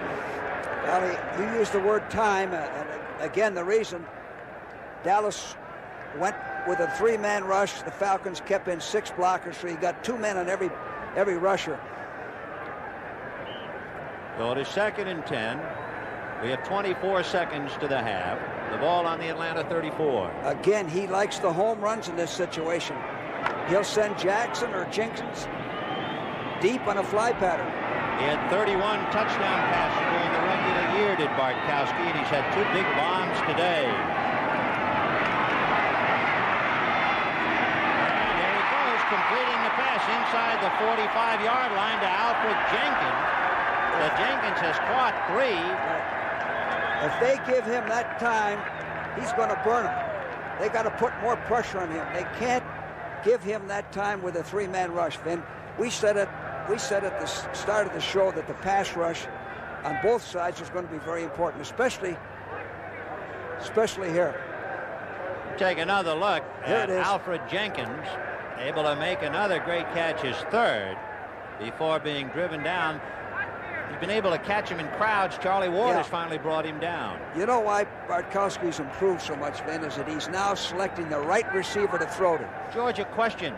Jenkins has really hurt the Cowboys now on 3 big passes. Do you see any glaring reason why? Well, they're giving him too much of a cushion on that, and they didn't rush enough. And you got to jam him a little bit at the line of scrimmage and slow him down. Even with the present rules, you can still jam a guy and molest him up to 5 yards. You can't let a racehorse back like that get off scot-free. And they have to, the Cowboys front 4 have to put more pressure on Steve Bartkowski. But I started to say he's improved because he's throwing to the right receiver. I think he has 3 receivers over 50 catches. That lets you know that he's spraying the ball around. Steve Bartkowski has passed for 217 yards in this first half. Be interesting to get comments from Terry Bradshaw and Roger Staubach. And there you see them. They'll be with us at halftime, and they can certainly analyze this passing day of Bartkowski. He's got 15 seconds. He has time for 2 or 3 plays. And no timeouts remaining. One of them will be a bomb. So he has Francis, Jackson, and Jenkins all on the left side. Boy, that's like a 60-yard dash lined up on the left. Bartkowski is going to go, and it's picked off by Steve Wilson at the 28, and Wallace Francis falls on him right there. Nice play by Steve Wilson. He had 4 interceptions during the regular season, and Wilson stops Atlanta cold with that interception. And again, Bartkowski, there's the insert, is throwing to the one-on-one coverage. The ball was underthrown, a little bit underthrown. Steve Wilson made a good play, but he's picking the right receiver to throw to. If he overthrows that pass, the ball's not intercepted. The receiver has a chance to get it. They spot the ball on the Dallas 29. So the Cowboys have 7 seconds. They have 2 timeouts, and Atlanta leads 17 to 10. 1st and 10 from the 29, and a lot of movement. So let's see. Danny White went down with the ball as the clock ran out. And again, a standing ovation naturally here in Georgia for the Atlanta Falcons. Tom Landry and the Cowboys go off to our right, down by 7, and the Falcons go in now to chew on it, leading 17 to 10 at halftime. And the Falcons will be kicking off to Dallas, and Dallas ready to get going with James Jones on the goal line. Timmy Newsome is on his right. Steve Wilson is on his left. This is Vin Scully along with George Allen. Pull up a chair. Welcome to the second half We're about ready to get it underway. And Vin, as long as Steve Bartkowski's protection is as good as that is, he should keep bombing, keep throwing that football. Well, in the gloaming here, the kick will be dropped and muffed by James Jones. Back to the 10 and upended shy of the 15-yard line. Down there was Earl Jones, number 20, and Ray Strong, number 25. Two of the special teams fellows who really deserve the credit. What a job they do. Now, offensively, the Cowboys are going to have to run the football. Here it is. The ball hit him in the arms, on the forearms rather than the hands. That's why he missed it. Got a good bounce. He has done an excellent job. Jones, there's 20 Jones, and underneath Ray Strong. He's done an excellent job for them on returns. Well, the Cowboys will put it in play. 1st and 10 on the Dallas 15-yard line. Dorsett, the deep back out of the eye. Drew Pearson wide right, and Dorsett is going that way. Roland Lawrence underneath to make the tackle after Tony had crossed the 20-yard line. Dorsett averaging 3 yards a carry in the first half. And remember, Atlanta during the regular year shut down Walter Payton along with Sims and Cribbs, and now he's #1 target. Well, Ben, as I started to say, that's what they're going to have to do is to get the running game going. Dorsett needs to pick up 100 yards, 90 yards, something like that, so that White doesn't have to just rear back and throw. They have to run first and pass second. 2nd and 1 on the 24. Hill and Pearson go left. Tony Dorsett is a wide receiver on the right side. Newhouse straight ahead, spinning out to about the 27 or 28, good enough for the first down. Tom Pridemore at the bottom of the heap. See, Dallas only had 128 yards total offense the first half. That's practically nothing. They're very fortunate to beat 10-17. Steve Bartkowski trying to stay warm on the sidelines. Boy, he's been blazing hot between the lines. It is now 32 degrees in Atlanta and dropping. They expect the temperature to go into the 20s. Danny White on a play-action fake, setting up a screen behind the line to Ron Springs, and Springs is caught by Mike Zeal as he crossed the 30-yard line. It took a little too long to develop. They picked it up from behind. Mike Zeal made the play from behind. Again, a good call. 3rd down screen, play-action screen. Here's Mike Zeal and coming in rushing. Now, the ball was a little bit high. He had to jump up for it. Mike Zeal made the play from the rear. It is 2nd and 6 on the Dallas 32, and the chant begins defense.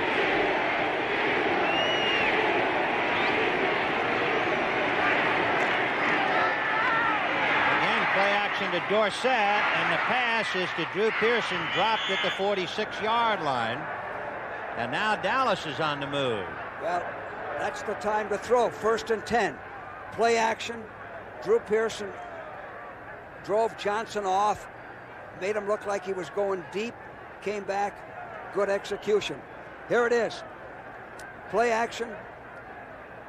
See him driving him off.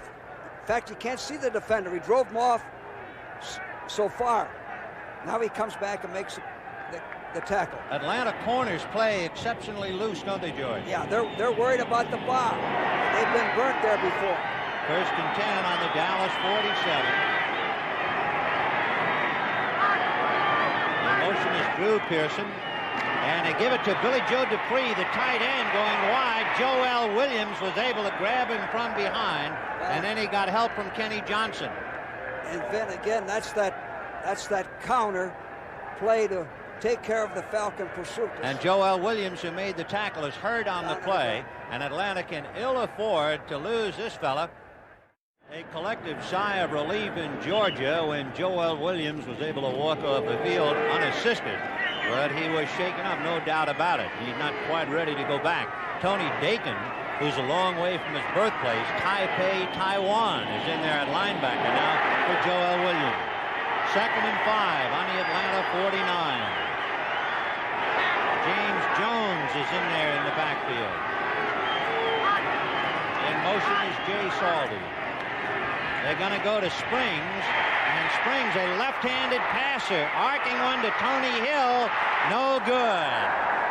Well, a good call. He had him wide open. It was like a fair catch. The ball took a week to come down. I don't know whether we can see it again, but he was wide open. Here it is, left-handed pass. He throws the ball a mile high. He was hit just as he released the ball. Look at that. See? Fair catch.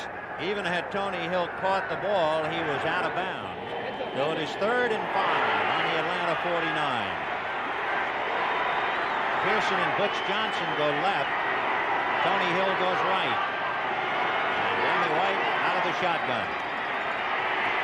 Under pressure, releases it. And it's Preston Pearson to the 25, dragged down from behind, fumbled. Atlanta has picked it up.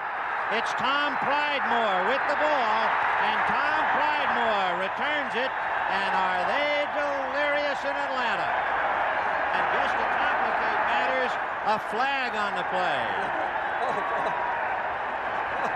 Wow, what a great play here by Danny White. Now watch him avoid the rush. And what a great run by Preston Pearson. He's a real pro. He's doing this on his own. Good moves. Now he loses the ball. Picks up by Pridemore. Big play by the Falcon defense. Wait a minute on the call, however. Personal foul. 88. Push to the face. First down. Both Pearsons figured prominently on that play. Preston fumbled.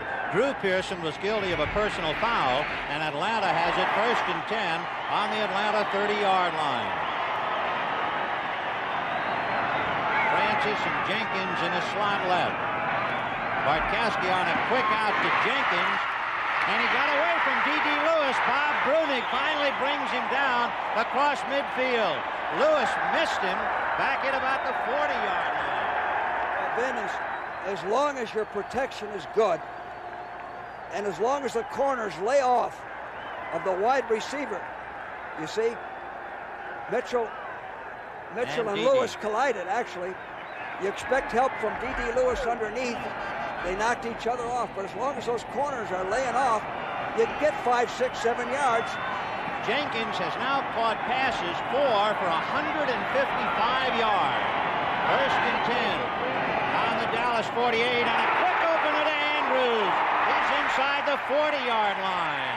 Well, that's what I expected him to do. We were just talking about that. Here's Andrews. From the fullback spot, look at that hole. Tremendous blocking. He's a quick starter.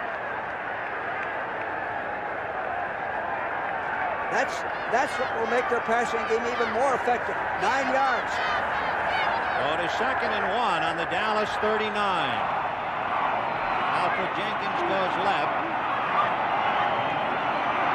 And it'll be Lynn Kane stacked up. There was a lot of movement up front. It could have been a Cowboy was guilty of encroaching, or he could have been drawn off. Let's see. It'll be offsides, Dallas. There was a lot of movement on the right side of the Dallas line. Then what Dallas is doing right now, they're double covering the wide receivers. That's Randy White. I believe he's been guessing a lot on the Atlanta count all day and getting away with it, but he didn't get back. Defense, number 54. Offside, first down. You listen to the cadence. You listen to the quarterback's voice, and it draws you offside. And you know, he wears number 54, Ben, because he was drafted as a linebacker out of Maryland, and they tried him out as a linebacker. He's a brilliant player, Randy White. He 1st sure and is. 10 on the Dallas 34. Andrews stays in the block, but now releases and takes the pass at the 30. And William Andrews will be stacked up at about the 26.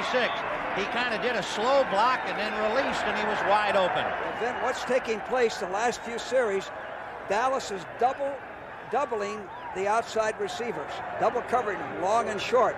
Now that puts guys like Andrews and Kane underneath one-on-one. And again, it shows Bartkowski's development. He's throwing to the proper receiver. He's not trying to throw in a crowd. So it is 2nd and 3 on the Dallas 27. Wallace Francis telling Alfred Jenkins to come on over to my side, the left side. On a draw to Andrews, trying to run for daylight, and he's got it. First down to the 15-yard line.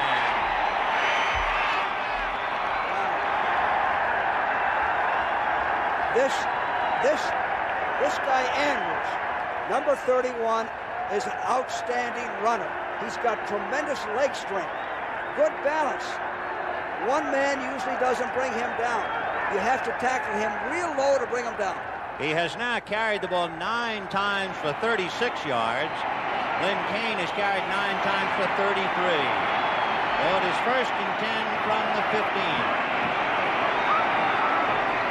Bartkowski to Lynn Kane, trying to cut back, and he is met by Bob Bruning. And he purchased a yard or 2.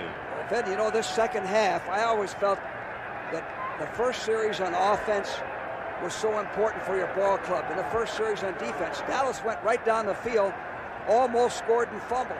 Now the Falcons are going right down the field. It sets the tone for the entire half. A big fumble by Preston Pearson, thanks to an assist to Joel Williams, who caught him from behind, and that has given Atlanta new life. 2nd and 7 on the Dallas 12-yard line. Bartkowski over the middle. Touchdown. And watch the protection that Bartkowski has on this. He has all day to throw. And as long as you have this type of protection, here it is. You should stay with the passing game. There's nobody close to him. One-on-one, he's beaten Guy Brown, I believe. Yep, it is. 59. Right. He ran an angled pattern on him, started out and came underneath. Guy Brown playing for the injured Mike Hegman, and those were back-to-back little releases to William Andrews over the middle that led to the touchdown. The point is good, and they are delirious in Georgia. White gonna go down. Falling on the ball is Jim Cooper, and Cooper fell on the ball. Otherwise, Atlanta might have recovered the fumble, and Cooper saved it for the moment anyway. Well, Ben, you know, one thing that we said earlier, that Dallas had to get that running game going so White could throw. Here it is. This is definitely a fumble. He's hit by Smith again, and Cooper, 61, luckily finds it right next to him. The Grits blitz, and that would sum it up in 2 words here in Atlanta as they put the heat on Danny White. Now it is a 3rd and 22. The ball is back on the Dallas 18-yard line. White out of a shotgun. He's going to release it on the left side to Dorsett on the screen. And Dorsett brings it out across the 25-yard line, but he had to get all the way out to the 40. Long way to go. You know what they did? They had a 2-man rush on that, Ben. Just the 2 defensive ends rush, and the nose man laid off, which was a good counter for that screen. Kenny Johnson deep on the Atlanta 40-yard line. Danny White punting from the 15 and down. And Johnson is belted by Anthony Dickerson, and the loose muff is recovered by Atlanta. Anthony Dickerson was down there to drill him just as he was catching the ball. I think he interfered with Johnson's chance to catch the ball. Here it is. Here it is. There's Johnson setting to catch the ball. He never had a chance. He never had a chance. Hit him before the ball reached him.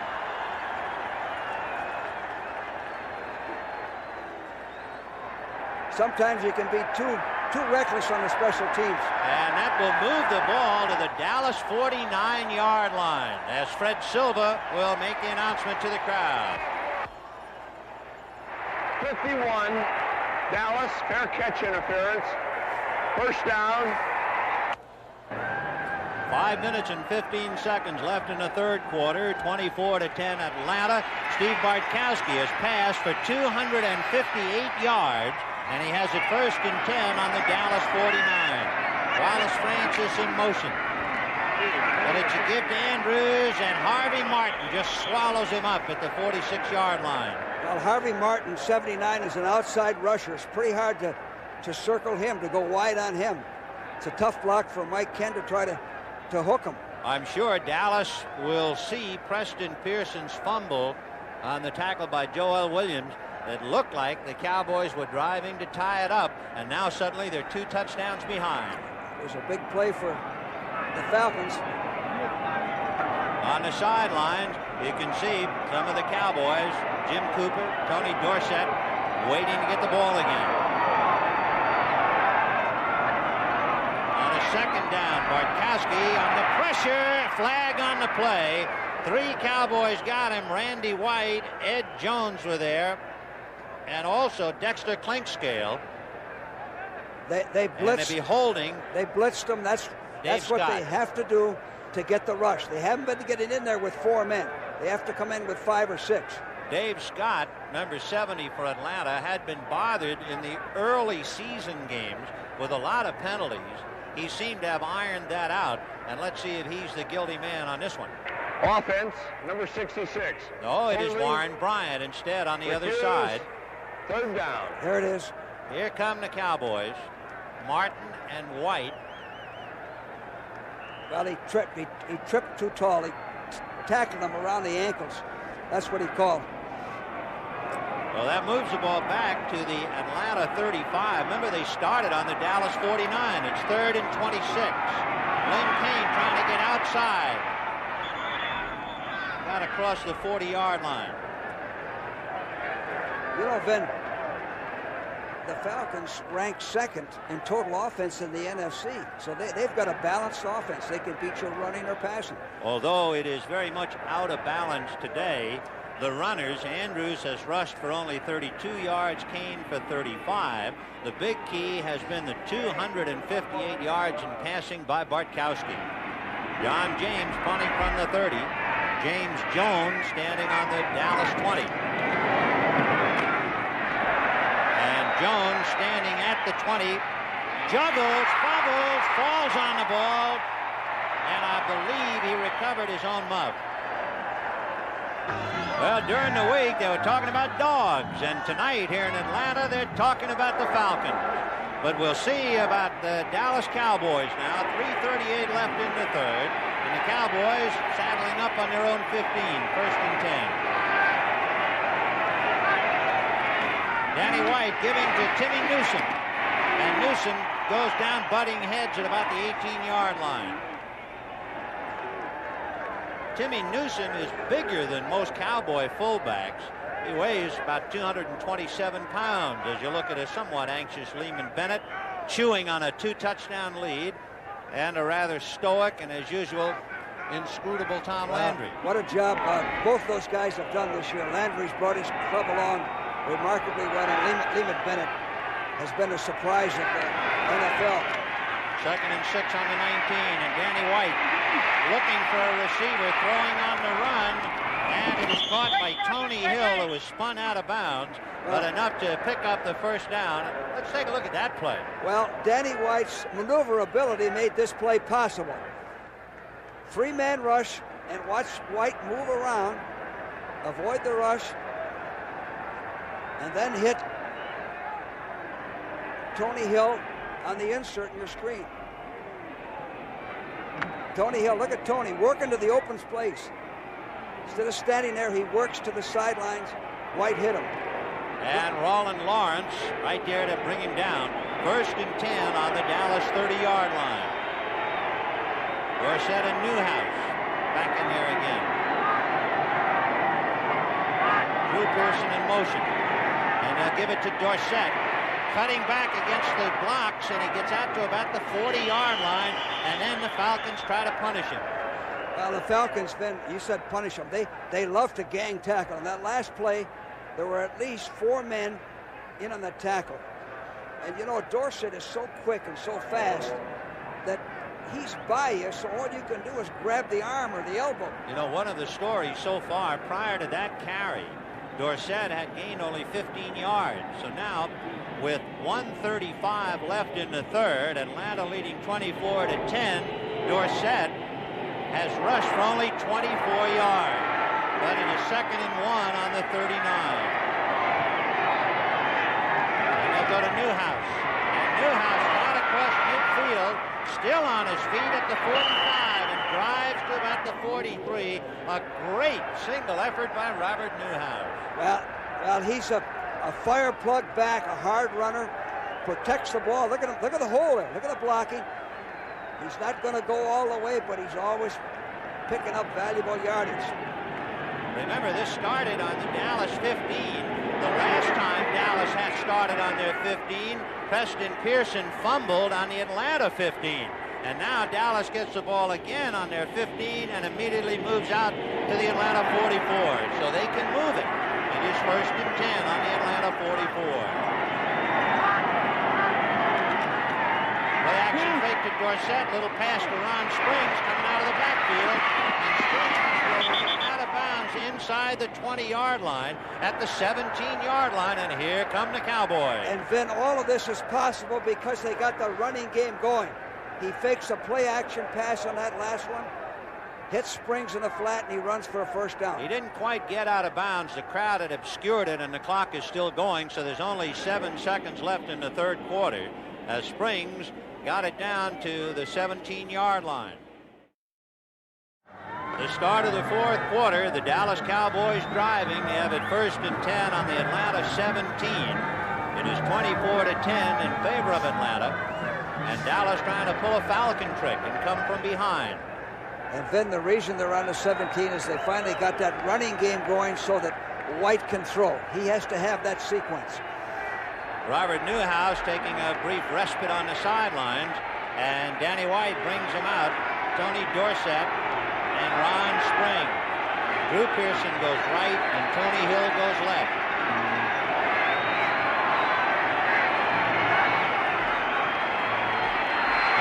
Going down the left side, all alone is Tony Hill at about the 5, and then he came back up again.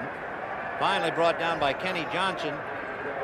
Well, they threw one-on-one. Here's Tony Hill going down the field. Bootleg action. The corner's laying off. Johnson's laying off.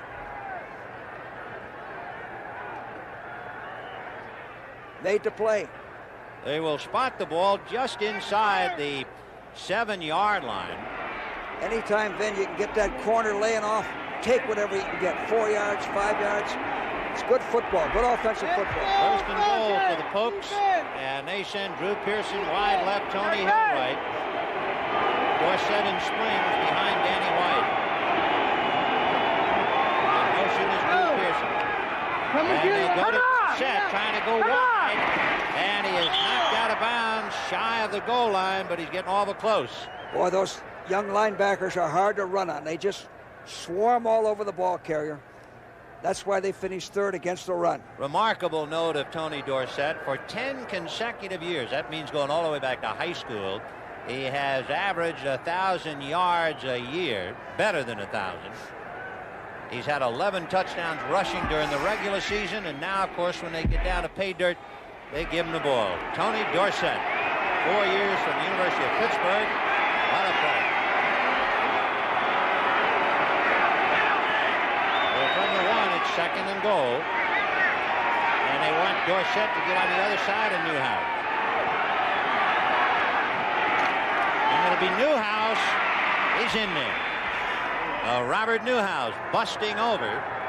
Newhouse had 6 touchdowns during the regular year, and look out, the Cowboys now They're back. got one that got away on them, and now they're coming back. Back in the ball game. Good blocking at the point of attack, giving it to a hard-nosed guy who's always low and is built low, and he scores. When they snapped that ball, there was only 3 seconds left. Shifting around the backfield, they almost used up their full 30 seconds, Vin. Well, one of the big plays, of course, besides the running of Dorsett and Newhouse, passes to Tony Hill and to Ron Springs.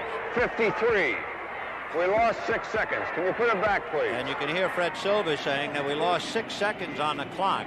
It should be 13:53 we'll establish left the new in the time game. on the ensuing kickoff. So they will establish the new time on the ensuing kickoff. So it is 13:53 left in the game.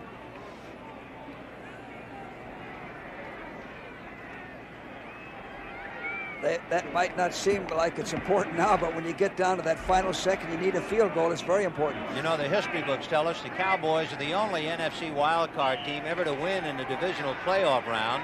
They beat San Francisco in '72, and in '75 they beat Minnesota, both times with incredible last-minute heroics. I remember them very well.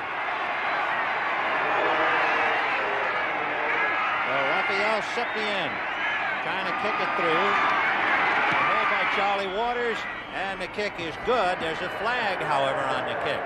Septien, during the regular year, had kicked 59 out of 60, and he had kicked 78 straight until he had one go awry against Oakland. On the kick, successful. 27 on the defense, leverage. 15-yard penalty assessed on the kickoff. On the successful point after by Raphael Septien, Tom Pridemore was guilty of climbing up on the back of one of his teammates and trying to block it. That leverage penalty was called against Pridemore, and so instead of kicking from the 35, the penalty exacted after the point. Septien will be kicking from midfield. And then you have to watch for an onside kick. Nope, he's going to kick it all the way to Waycross. You know, we used to be able to jump on a guy's back and jump up and block the kick. Minnesota was very good at that. Bud Grant's team did a good job of that. We used to do it. Then they put in a rule that you can't step on a man and get elevation, get extra height to block a kick.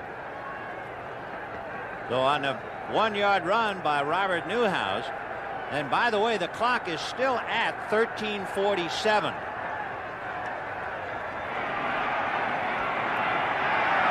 So it is 1st and 10 on the 20-yard line. Atlanta leading 24-17.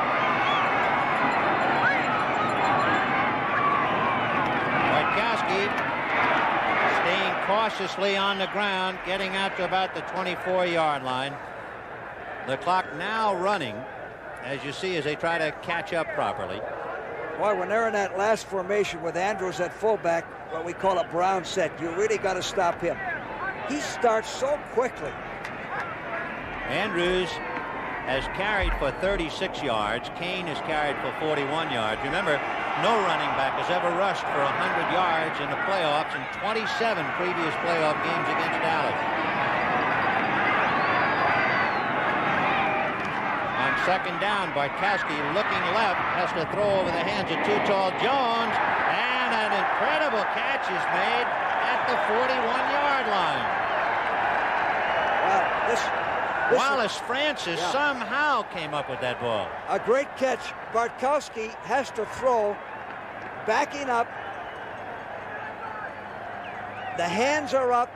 Martin's hands are up, making him throw out of a well. And watch this catch by Wallace Francis.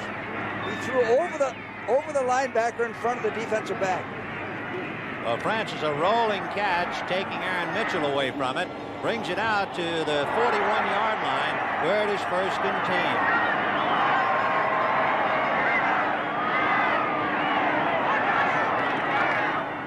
And they'll try the middle, and Randy White is right there to wrap up Andrews and take him down.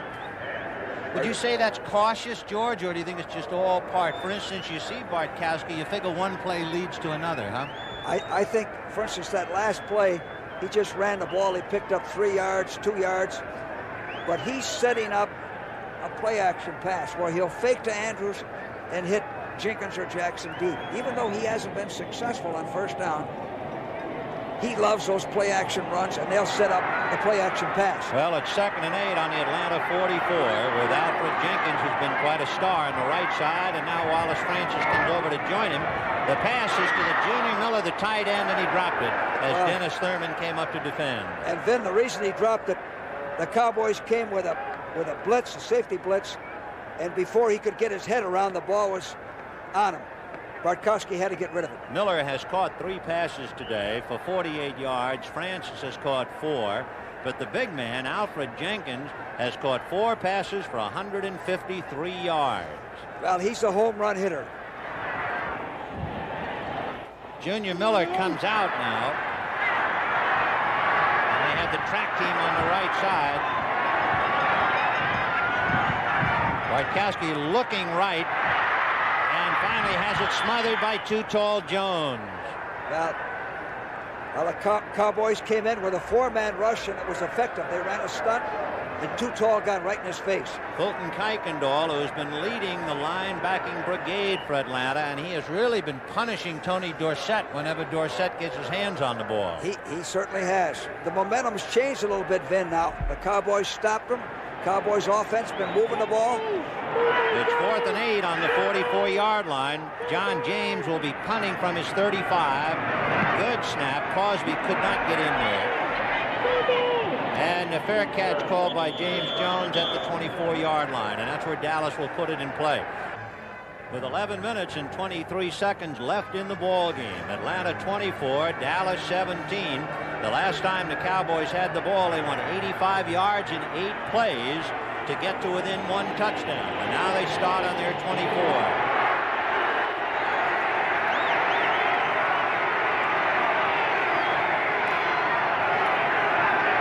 Dorsett from 3 yards behind Newhouse takes Newhouse back, fumbles the ball, and I think Tony fell on it at the 30-yard line.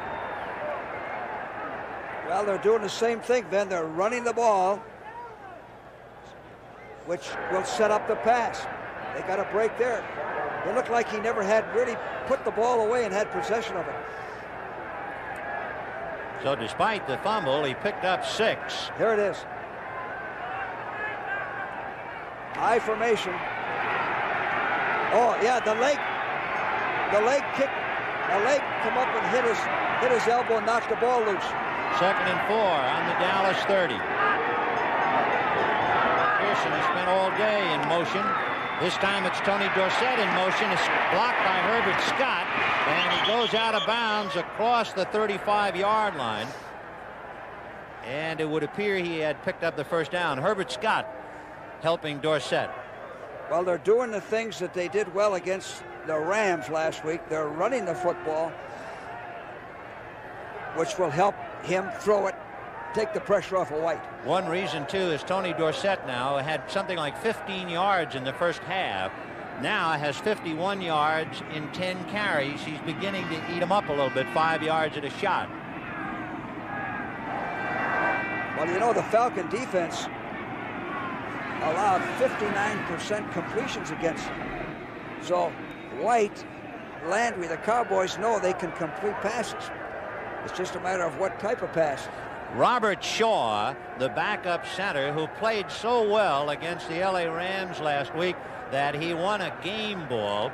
He'd been backing up John Fitzgerald, but Fitzgerald has a bad foot. Shaw has done a great job in the middle of the line, and they would really miss him if he can't play. It would be very disastrous. Last week, Shaw did a heck of a job against the Rams. Where you miss him the most is in the shotgun. John Fitzgerald, bad foot and all, is in there now.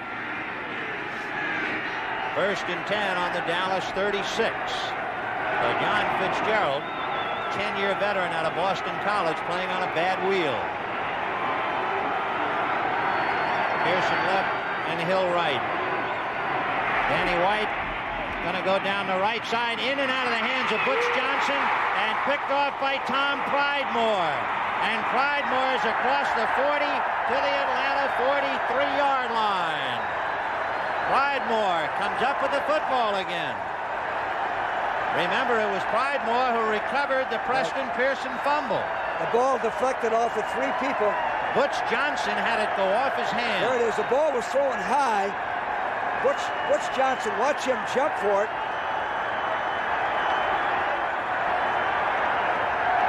Deflected by Lawrence. Pridemore in the right spot at the right time. Pridemore, the youngest member of the House of Delegates in West Virginia, he can run for office in Atlanta. 1st and 10 for William Andrews. And the Cowboys stack him up at the 35-yard line. Well, they had Andrews hit for maybe a 3-yard loss. The strength in his legs and his spinning around, he gets back and picks up a couple of yards. Bob Brunig was shaken up and had to go to the pits. The report on Robert Shaw, he could return. Brunig will stay out. D.D. Lewis back in there. Meanwhile, Atlanta has just made a change. Alfred Jackson has come out. Wallace Francis is in there.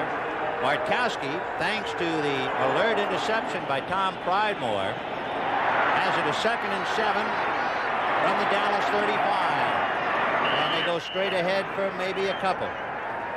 Well, the defensive tackle shut off the middle. They've stopped Andrews better than anyone we've seen this year. This is a big series for both ball clubs. Here in Atlanta with 9 minutes and 17 seconds left, the temperature is 31 degrees. Meanwhile, Tim Mazzetti standing on the sideline. He had an early field goal and a couple of points so far. 3rd and 5 on the 33. And it's a quick release to Lynn Kane, and Kane to the 30, 25, still on his feet to the 20 and driving. And it's a first down, Falcons. Well, you know what, Vin? Bartkowski, Lehman Bennett had the right play call. The Cowboys are dogging. See 41 come in from the backside, but he has the quick dump off to Kane. Kane Dennis Thurman missed him there. Dennis Thurman miss, picks up the first down. Well, they're going wild here. Perfect call for that defense. The Atlanta Falcons capitalizing on the interception, trying to drive now, have it 1st and 10 on the Dallas 19. Francis right, Jenkins left. Bartkowski looking left, hasn't got anybody, and he's going to go down, dragged down by John Dutton, number 78. You know, that's the difference between Bartkowski and White. Bartkowski is not too mobile. White, he's had so many physical problems, yes, too. White can get away from that rush, move around a little bit. Bartkowski's had 3 knee injuries. John Dutton goes out. With 3 knees, an elbow, and ribs, you can understand why Bartkowski is not too mobile anymore. In fact, he's the first Atlanta quarterback to play every game in 8 years. Larry Cole is now in there for John Dutton, looking pass. On a 2nd and 14 from the 23-yard line. And Bartkowski completes his pass at about the 16-yard line to Wallace Francis. But he has to get down to about the 9. That was another good catch. That ball was low. They had a pretty good rush on Bartkowski. Wilson was right there to make the tackle. Well, the ball is just shy of the Dallas 16-yard line. And then the thing that Bartkowski is doing, he's throwing to the right receiver. He's throwing to the one-on-one, and there's less chance of an interception there, a better chance of a completion. Atlanta leading by 2 touchdowns, gave one back. Now they've intercepted a pass, and they're driving to get it back again. That's Junior Miller in motion to the left. Bartkowski under some heat by Randy White, still able to throw it away. Randy White just missed sacking him. Dave Scott and White were putting on quite a battle. And Bartkowski just did unload, so Tim Mazzetti will be asked to kick the field goal. And we have another player shaken up. This one is Warren Bryant of Atlanta, number 66. There's Bryant coming off. Both of their tackles are 6'6", both first-round picks. They're the focal point of that offensive line. Well, Bryant has to come out. The hold by John James at the 24. So it's a 34-yard field goal. The kick is up. The kick is good. Tim Mazzetti kicking the field goal in the 4th quarter brings up an interesting note. The Falcons were not shut out in the 4th quarter in any game this year. And in some head knocking here in the 4th, they finally pick up 3 points, and a very big 3 points indeed. And Vin, the reason it's such a big 3 points is that now with 6:37 to play, you can play pass defense and pass rush, not to worry about the running game too much. If they run the football, fine. The clock will keep running. Mazzetti kicking from the 35, and it's going to roll on the ground and be fielded by James Jones at the 17.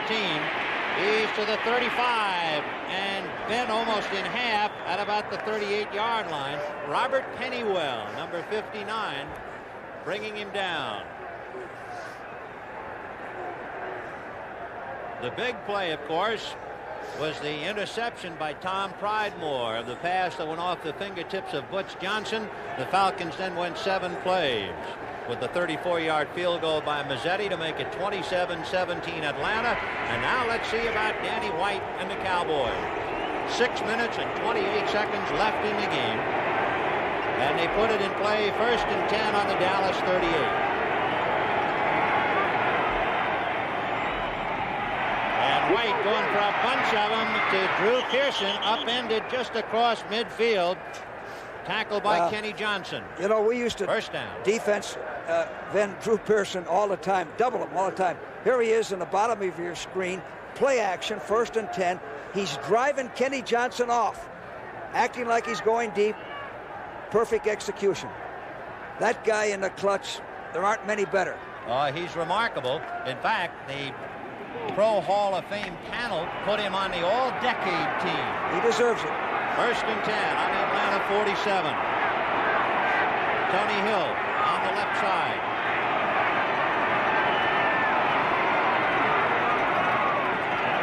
Drew Pearson in motion. Play action fake to Dorsett. And White with time going to Tony Hill. No good. Almost intercepted by Kenny Johnson. He had his hands on it, but he couldn't hold it. Well, they had him covered front and back then. Kenny Johnson in front. Here it is again. Play action. 3-man rush. This is one of the reasons he has the time. Now Kenny Johnson almost intercepts it right here. And Pridemore, 27, has covered him deep. Kenny Johnson is only about 5'10". Tony Hill is 6'2", so that's quite a battle. There's Kenny, the rookie out of Mississippi State.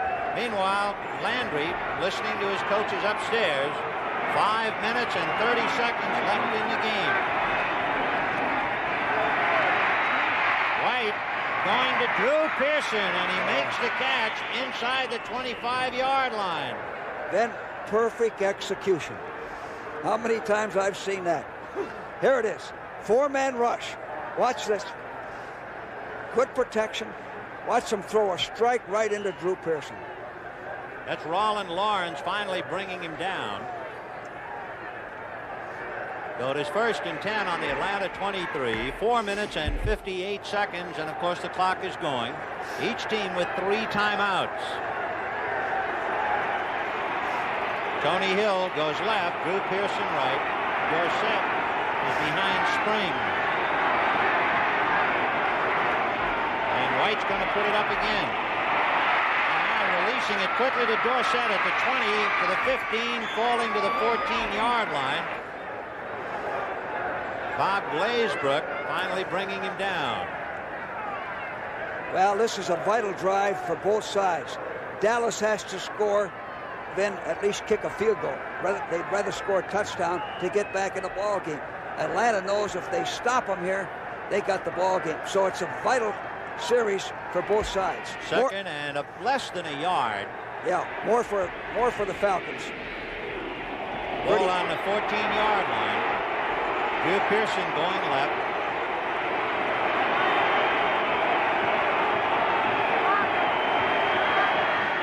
And Danny White looking, can't find anybody. Now he's going to start to run, pointing, directing traffic, going in the end zone. Touchdown. Touchdown. What a catch by Drew Pearson. Shame. Oh, what a catch. And you know why he had all that time and could scramble around? Ben, I've said this so many. It's a 3-man rush. A 3-man rush. Here it is. They're in shock here at Atlanta Fulton County Stadium. Watch Danny White point with his left hand. Yeah. He's going to direct the traffic. Right. And watch Pearson operate. Watch him. Watch him operate. He's waving his arms. And he still has all day to throw. A 10-second pass. And he goes up, place it at his highest point. Took it away from Kenny Johnson at the last second. Now the big point by Septien is up and good. In 15 playoff games in his career, Drew Pearson has caught at least one. He'll never catch a better one than that, except perhaps the Hail Mary pass against Minnesota back in 1975. Well, in the clutch, he's the type of guy you want to go to. So with 3:40 left in the game, Atlanta 27, Dallas 24.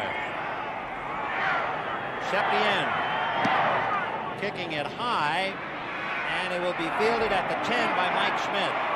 And here come the Cowboys. And down he goes. And a flag on the play, and it looked like one of the Cowboys almost threw a punch.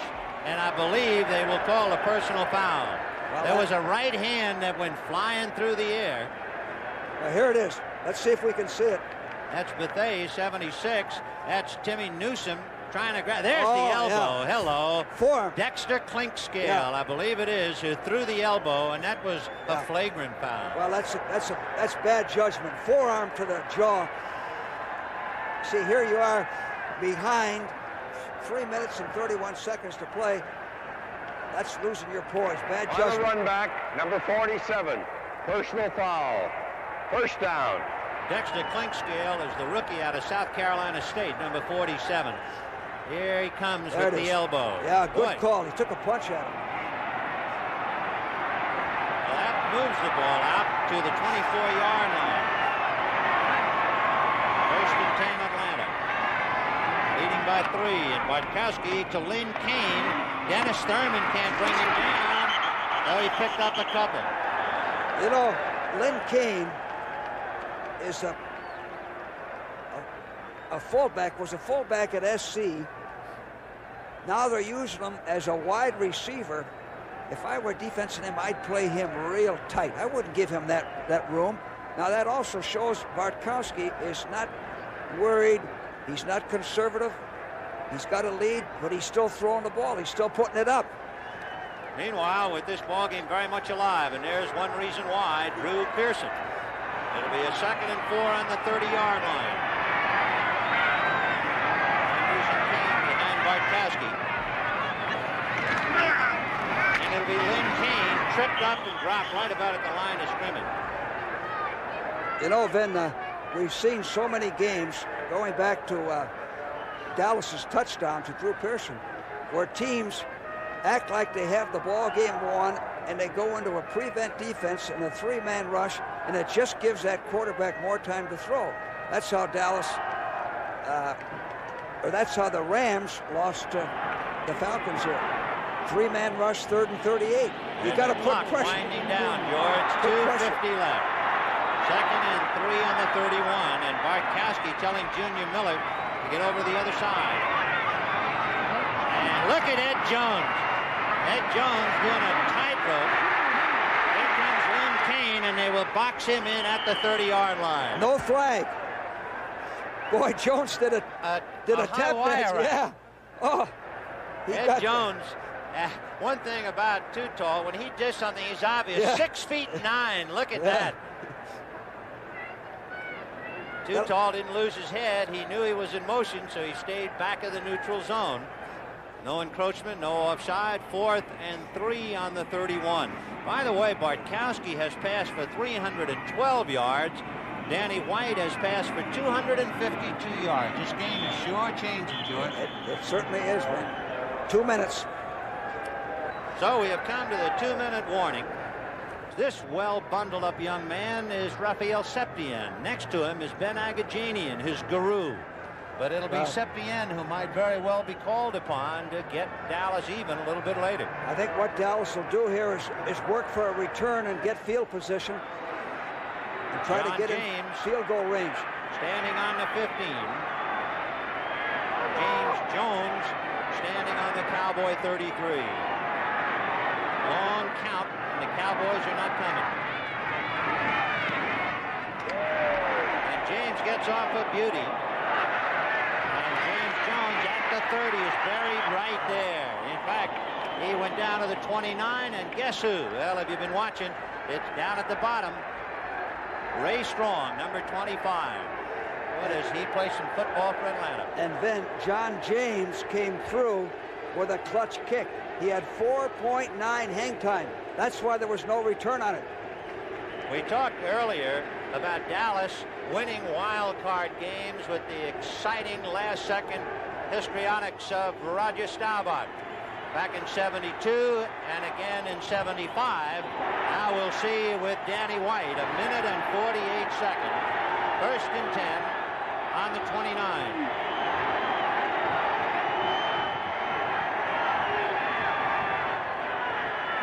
The shotgun, they have a blitz on, but he gets it away, and it's complete to Butch Johnson, who is taken out of bounds around midfield with 1 minute and 42 seconds left in the game. What they did, they blitzed, and I'm sure White called an audible here. It took him a while to get the ball off, and he hits the out pattern for a good gain. Smart offensive football. I'm surprised the Falcons blitz when an all-out blitz on that. So it is 1st and 10 on the Dallas 49 with 1 minute and 42 seconds left. And Preston Pearson has now come back into the war. Danny White going to release it to Pearson. They have a screen for him. And Preston picks his way gingerly across the 40-yard line. 1st down. 1 minute and 18 seconds left on a 1st and 10 for Danny White and the Cowboys. White in the end zone there with nobody anywhere close to it. He threw that ball away, Vin. The last 2 passes, the Falcons went with a 3-man rush. That screen was a heck of a call in this situation. They need about 7 more yards, maybe 5 for Septian to be in field goal range. His range is about 50, and that's long for him. So it is 2nd and 10. The ball on the Atlanta 36. Atlanta's Fulton County Stadium has become a madhouse, as you would well imagine. 27-24 Atlanta. 60,222 in the house, and everybody up and at 'em as the Cowboys in a drive.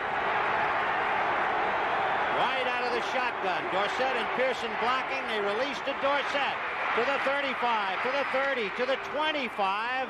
They will stack him up and sling him to the ground at the 25, but he will have picked up the 1st down to keep the drive alive.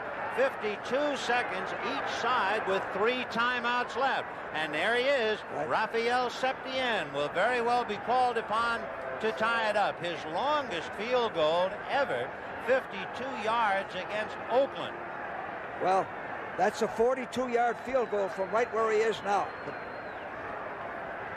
That's well within his range. His career in clutch playoff field goal attempts, he is 6 for 7 going into this game, and he's kicked 1 today. And he beat St. Louis 2 years in a row with clutch field goals when the clock was running out.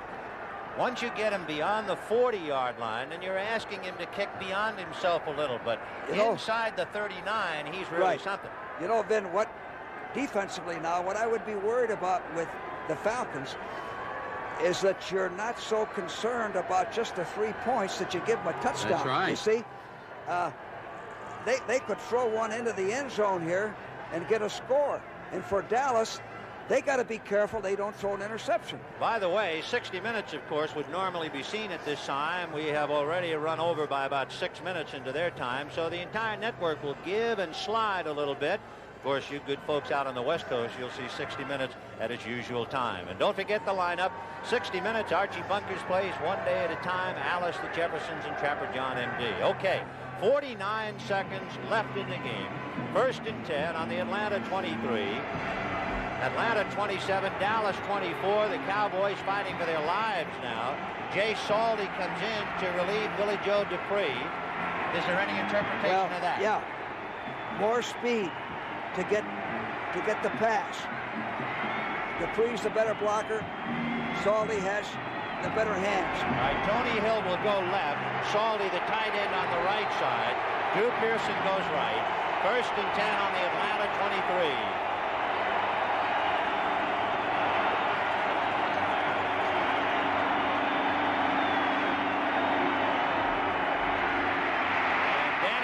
Throwing in the corner, no good. Tony Hill ran out of real estate in trying to make the catch. Kenny Johnson was stride for stride with him. They're working Tony Hill on Kenny Johnson. Again, Kenny Johnson's giving him room. Falcons are dogging. They picked it up. the ball takes them out of bounds. You know what, Vin? At the start of this, we said the game was dead even. They're having trouble with the clock. Earlier, they did not have 6 seconds on it. It was 11:47. It should have been 11:53. The clock apparently did not go, and there's 49 seconds left. Butch Johnson on a wing. And now Drew Pearson in motion again to the right. Picked up by Roland Lauren. And it's a pass to Drew Pearson. He caught it. Touchdown. The Cowboys are out in front with 42 seconds left. You know what it is, Ben? It's what we talked about, a playoff experience, a big game experience. Drew Pearson, the clutch guy, making the catch. 42 seconds on the clock, if it's correct. Actually, he's pretty well covered, but Lawrence didn't see the ball. What a comeback. The Dallas Cowboys were down 24-10. Here it is. They have not only caught, but they have passed the Falcons, and Atlanta has gone from euphoria to the pits of depression with 42 seconds left. Charlie Waters coming up out of the hold after the wobbly pass. He's going to pass in the end zone. No good. Charlie Waters had a trouble getting the handle on it. That was a big miss here. Now a field goal ties the game. Good snap. He just fumbles it. And then by the time he teed it up, Septien had already committed himself. And Waters tried to come up and salvage the point anyway. Kenny Johnson was in there. And that means Atlanta has 42 seconds to somehow come up with a field goal and get even.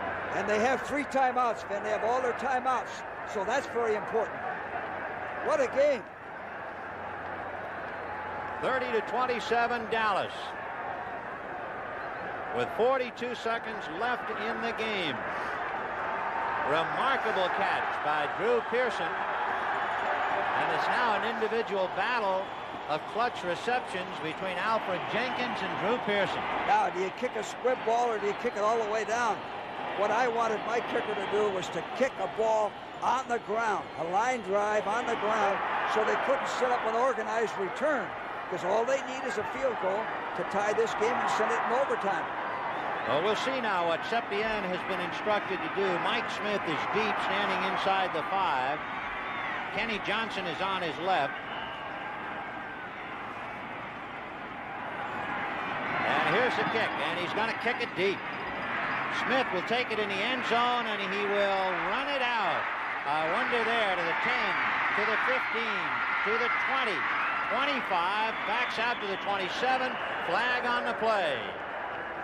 Well, he hesitated there, Ben. You notice that? He didn't know whether to bring it out or not. Bruce Huther, number 57, a little hot on that play, and let's see. Perhaps a tripping foul. Let's see. And it will be against Atlanta, evidently. Well, which would be a crusher, because he had made an excellent return. Yep. Well, again, more penalties on the kicking game. Here's Fred Silva's interpretation. On the run back, number 51. Tripping. Touchdown. Tripping. Yep. So it is 1st and 10. On about the 13-yard line with 36 seconds left for Bartkowski. Charged by Larry Cole. And Cole went right over Bartkowski's head into the end zone as Steve went down at about the 3-yard line. Well, then they ran a stunt, and Cole came around. The left end came down. Too Tall came down inside, and Cole came around. They didn't pick him up. Let him in there scot-free. You know, if Dallas wins this game, it's just then what we talked about way back. It's the playoff experience, because they haven't been ahead until right now. You know, an interesting thing, with all of the yardage that Bartkowski has passed for, 302. You know, Danny White has passed him. Danny White passed for 322 yards. Second half. All in the second half. So with 31 seconds left, Tim Mazzetti, hoping he will have a chance. Ben, you remember this. We saw the Falcons come out of the hole, not quite this deep, against the Rams. Remember 3rd and 38, 4th and 11, and beat the Rams. So this club is capable of coming back against adversity. Oh, yes. Atlanta, 10 of their 12 victories coming from behind. In fact, late game heroics have been the Falcons' trademark. They outscored the opposition almost 2-1 after halftime. Just another reminder for all you good folks in the East and Midwest. A little bit late with 60 minutes, but it will be on immediately following football, as well as that star-studded lineup for this evening on CBS. And a reminder, all the good people on the West Coast, you'll see 60 minutes at its usual time. 31 seconds left. Time running out on the Cinderella Falcon. Bartkowski passing and complete at the 20-yard line. Wallace Francis caught by Wilson and Thurman before going OB. Well, the Cowboys then came in with a 4-man rush, and they're running stunts. They're putting pretty good pressure on them with that 4-man rush. So now you have a 3rd down play for Bartkowski. The ball is on the 21-yard line. 3rd and about 2, but he doesn't have the luxury of time. 24 seconds left in the game. The stunning again of the Cowboys, and the pass no good. That one led Alfred Jenkins just a stride too much. Aaron Mitchell right there with him. Boy, it's tough to play a long season and come down to 19 seconds. It sure is, to have the type of season these guys have played. You know, the last time I said with Bartkowski at quarterback was 4th and 11. I said he's got to get the first down. He threw for a touchdown. Here it is, 4th and what, 2? 4th and 2. 4th and 2, 4th and 3. He's got to get the first down. Well, with 19 seconds left and with 2 timeouts available, let's see what Bartkowski and the Falcons can come up with. Get the first down and step out of bounds.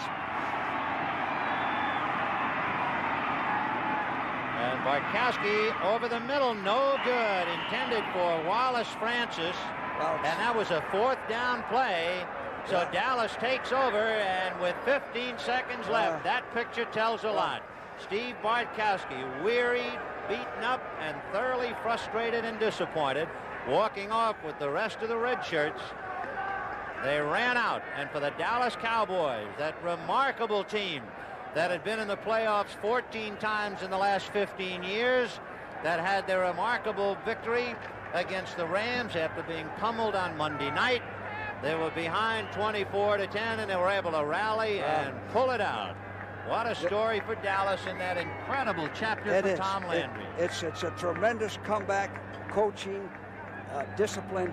It's again been the maturity of this ball club, the playoff experience, the number of big games they've been in, and the guy that came through in the clutch again was Drew Pearson. And for Tom Landry, the 3rd winningest coach in NFL history, Hallis, Lambeau, and Landry. He's done it again.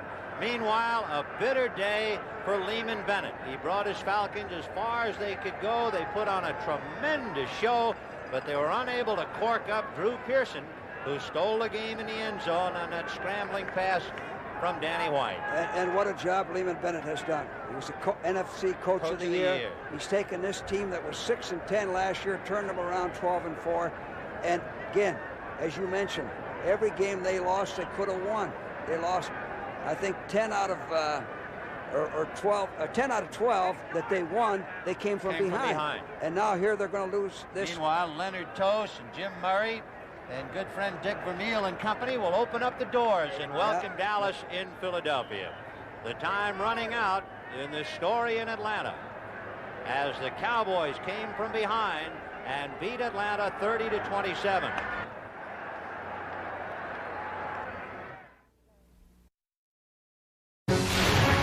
This NFL Films production has been brought to you by NFL Network. Watch the National Football League 24 hours a day on NFL Network.